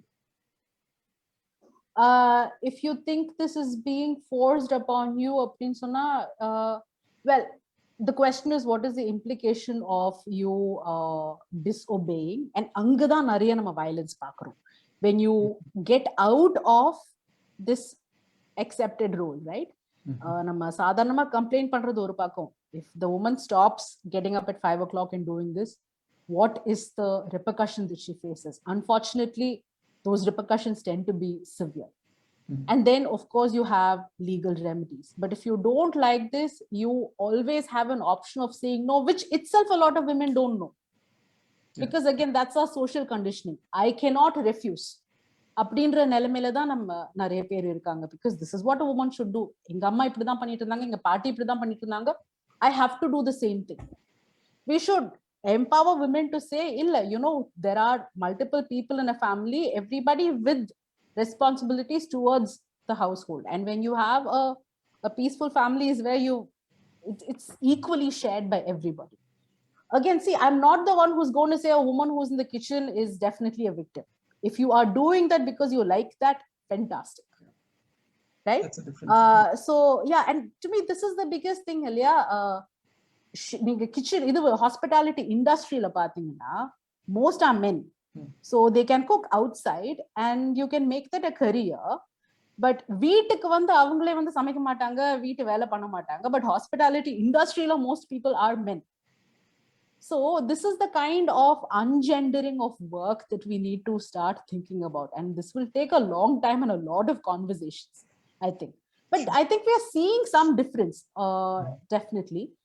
It's very slow, unfortunately. Right. Yeah. So my answer to your question is it will depend on the repercussions. A woman who is in the kitchen is not automatically a victim of domestic violence. Appadi pandradhum or stereotype where we think of, you know, the housewife as a person with no agency. So yeah, I think it needs a nuanced. Okay. எனக்கு ஒரு 3 question, அது ஒன்னோட சார்ந்தது தான், சின்னதா கேட்டுறேன். என்னன்னா, ஒன்று வந்து இந்த லா வந்து ஒரு 10-15 இயர்ஸ் ஆகுது இல்லையா, 15+. ஸோ இது வந்ததுக்கு அப்புறமா எவ்வளோ cases has been taken up, அதில் ஏதாவது ஒரு எக்ஸாம்பிள் உங்களால் சொல்ல முடியுமா? 2. 3வது, மேபி ஐ மிஸ்ட் திஸ், இப்போ இது வந்து எல்லா மாவட்டத்திலையும் இருக்கு அப்படின்னு சொல்லி சொன்னப்போ எங்க போய் அப்ரோச் பண்ணணும், யார் அப்ரோச் பண்ணணும், இதுக்கு ஏதாவது டோல் ஃப்ரீ நம்பர் அந்த மாதிரி ஏதாவது இருக்கா? How do this process goes? யார அப்ரோச் பண்ணணும்? டொமெஸ்டிக் வயலன்ஸ் ஆக்ட்ல வந்து protection officer every district has. Generally அவங்க கலெக்டர் ஆஃபீஸ்ல இருக்கலாம், இல்லைன்னா சோஷியல் வெல்ஃபேர் இதுல இருக்கலாம். ஜென்ரலி கலெக்டர் ஆஃபீஸோட அட்டாச் ஆகிருப்பாங்க. Again do a Google search and find who is there in your district. அவங்களோட information is usually updated on the social welfare department. இது மட்டும் இல்லாம டோல் ஃப்ரீ நம்பர்ஸ் இருக்கு. தேர் இஸ் 1091 அதுக்கப்புறமா 181. இந்த ரெண்டு I know of these two toll free numbers, helplines that are there. The problem is also that you have multiple toll free numbers under different schemes. One I think is funded by the central ministry, another one is funded by government, but there is 181, there is 1091. 1091 I think is to report crimes against women, but anyhow all of this plus what we need to remember is உங்களோட general 100 general emergency line கூட போதும். Okay, 112 இருக்கட்டும் இல்ல 100 இருக்கட்டும் to get immediate help. இது மட்டும் இல்லாம there are one stop centers. அப்படின்ட்டு again you may have to Google and find out where it is. Chennaiல I know it's in Thambaram, where you can go, and these are envisaged as, again as the name suggests, one stop center where you can go and access help, medical help இருக்கட்டும் இல்ல வேற யாராவது இருக்கட்டும் அப்படின்னு சொல்லிட்டு. You asked me about how many cases go up before domestic violence act. Statistic பேசணும் இல்லையா ஆரம்பத்துல, like 92% of the cases are not reported, about 70% of all women are some time of their இது வந்து they undergo violence அப்படின்னு சொல்லி. So இது இந்த 10-15 yearsல is there any progression of more cases வருதா? கண்டிப்பா இன்னும் நிறைய கேசஸ் கண்டிப்பா வருது, but definitely not sufficient to say that it is proportional to the amount of violence that's happening. But definitely நிறைய cases வருது, and they are being taken up. I can't say that it is not, it definitely is, but it would still be an exaggeration to say that most instances are sort of are come up before the system. Very few, because adu munnadiye namu sonna it's a complex process, it may take a lot of time, but I think they definitely, this is a successful law. I can't say that this is an unsuccessful law, but as with many others there are problems in general responses. The Domestic Violence Act oda oru romba strong point, it's supposed to be to give you immediate relief. So andha vishayathula vandu nama we are still a little bit lagging behind. அந்த immediate relief வந்து கிடைக்கிறதுக்கு கொஞ்சம் time ஆகுது. Also domestic violence ஆக்ட்ல பாத்தீங்கன்னா நிறைய service providers அப்படின்ட்டு அவங்க name பண்ணுவாங்க. Shelter facilities, medical help, counselling help, அந்த மாதிரி service providers again we are lagging behind. And again the fact that 15 years down the line, and a lot of us who are otherwise well aware of what's happening in society don't know about these now. Again I think it's an indictment of this layer. So definitely the puridal and advocacy about this innum jaasti theva. And நம்ம வந்து இப்ப பண்றது ஒரு ad hoc, every organization does that, or ஒரு சின்ன group does that, அந்த மாதிரி தான் இருக்கு. Unless the government steps in, அந்த scale வரது ரொம்ப கஷ்டம். So that definitely is a lacuna according. Thank you. Anybody else? ஏதாவது questions இருக்கா ஆடியன்ஸ்க்கு? Okay. அப்பாஸ் சாட்ல ஒரு question எழுதியிருக்காரு. பெண்களுக்கு மருத்துவ உதவிகள் மறுக்கப்படுவதை குடும்ப வன்முறையாக எடுத்துக்கொள்ள முடியுமா?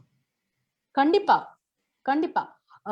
If they want medical treatment and they are denied it, கண்டிப்பா அது ஒரு இம்பார்ட்டன்டான இதுதான். Because it can be both physical violence, ஏன்னா அவங்களுக்கு இமீடியட்லி தேவைப்படுற மெடிக்கல் ட்ரீட்மெண்ட் கிடைக்காம இருக்கிறது. It is also emotional violence இல்லையா, ஏன்னா அவங்களோட உடல் நிலையே பாதிக்கிறது. It's definitely. மேடம், அதாவது நான் கேட்கறது, இப்போ அவங்க விரும்பாத ஒரு மருத்துவ முறை அவங்க மேல திணிக்கிறதோ அல்லது அவங்க கேட்கறத மறுக்கிறதோ, இதுவும் வந்து வயலன்ஸா தான பார்க்கணும். ஆமா கண்டிப்பா sir. Like as in the example that springs to mind is something like medical termination of pregnancy இல்லைங்களா. நீங்க வந்து அபார்ட் பண்ணணும் அப்படின்னு சொல்றதோ இல்ல பண்ணணும்னு நினைக்கிறவங்களை எதுவும் நிப்பாட்டுறது or any other intrusive factor, ஒரு இன்ட்ரூசிவான அவங்களுக்கு தேவை அவங்க விருப்பத்துக்கு மாறா ஒன்னு இதுவும் நடந்துச்சுன்னா even the doctor becomes criminally liable. Where there is unwanted medical procedure, also anybody who is complicit in this is liable, not just in civil, also in criminal. அதுல ஒரு சின்ன அடிஷன் இந்த நீங்க அபார்ஷன் சொன்னீங்க. இப்போ ரொம்ப லேட்டஸ்டா நிறைய வந்துட்டு வீட்டு பிரசவம் சொல்றாங்க. if a woman does not want to do that at home, அதுவும் இதுல அடங்கும் இல்லையா? யா கண்டிப்பா. ஏன்னா ஒரு அவங்களோட அந்த பெண் விரும்புனாங்கன்னா அதுவும் சேர்த்து சொல்லிடுங்க. அந்த பெண்ணும் இந்த இயற்கை விரும்பினாங்கன்னா அது வன்முறையே ஆகாது sir. Because all of us may have different philosophy towards medical treatment இல்லையா? சிலர் ஹோமியோபதி நம்புறோம், சிலர் சித்தா நம்புறோம், சிலர் அலோபதி நம்புறோம். அதனால ஒரு ஆல்டர்னேட்டிவ் சிஸ்டம் ஆஃப் மெடிசன் நம்புறவங்க வந்து are immediately victims இல்லையே. நம்ம when we are speaking about violence, it's the linchpin is consent.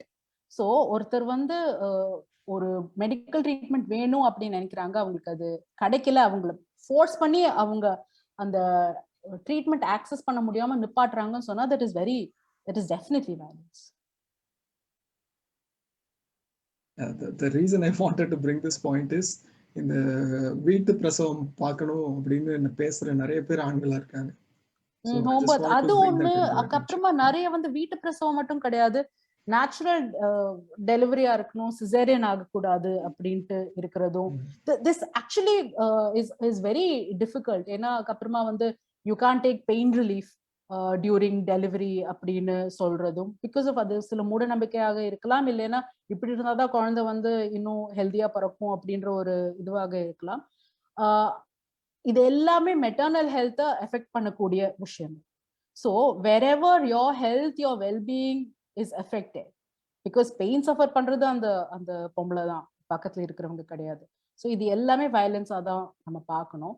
But unfortunately இந்த மாதிரி சிச்சுவேஷன்ஸ்ல வந்து again you are in so much distress that it's not like you can go and call somebody for help, and in those scenarios it becomes even more important to have supportive medical professionals. Informed consent பத்தி தெரிஞ்சுக்கிற medical professionals are very very important. So all of this is closely linked to medical ethics also. Thank you. Thank you, ma'am. Thank you very much. Thank you. My pleasure. Congratulations to the organizers, and I'm sure you're going to have a lot more successful rounds of discussions. Thank you very much.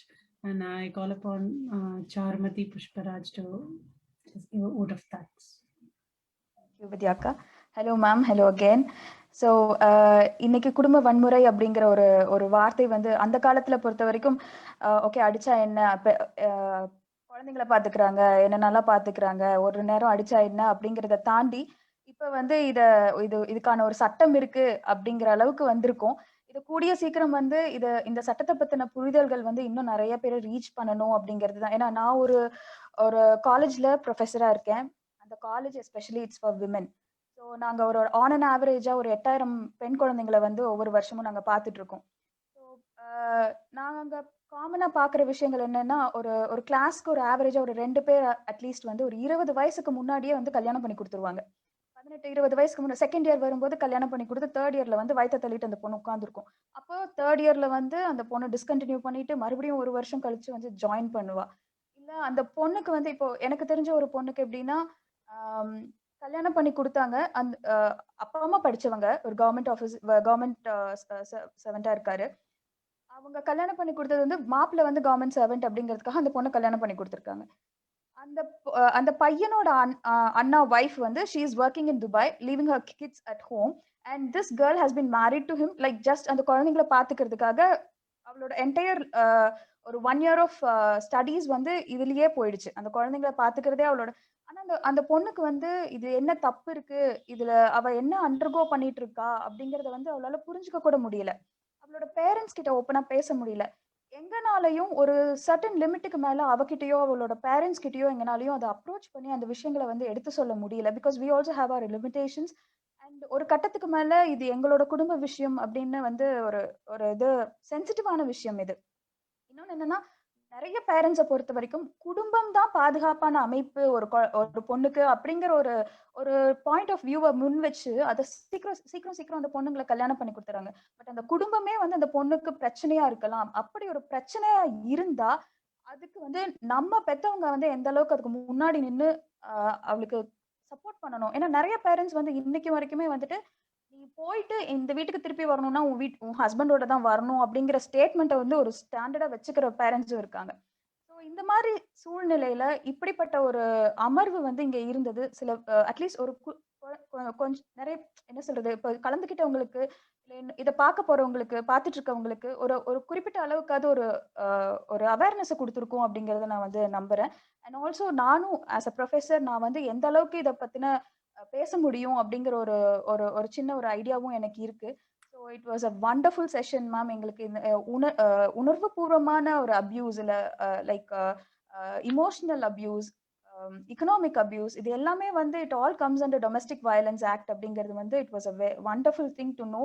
And we will also try our best to spread awareness. I hope, like as you said and like Satyanarayana sir said, இதை வந்து பள்ளிக்கூடங்களிலும் கல்லூரிகளிலும் வந்துட்டு இதை ஒரு பாடத்திட்டமா வந்து கொண்டு வரணும். இதை பத்தின அவேர்னஸ் நிறைய வந்து இந்த குழந்தைங்களுக்கு கொடுக்கணும் அப்படிங்கிறது வந்து ரொம்ப முக்கியமா படுது.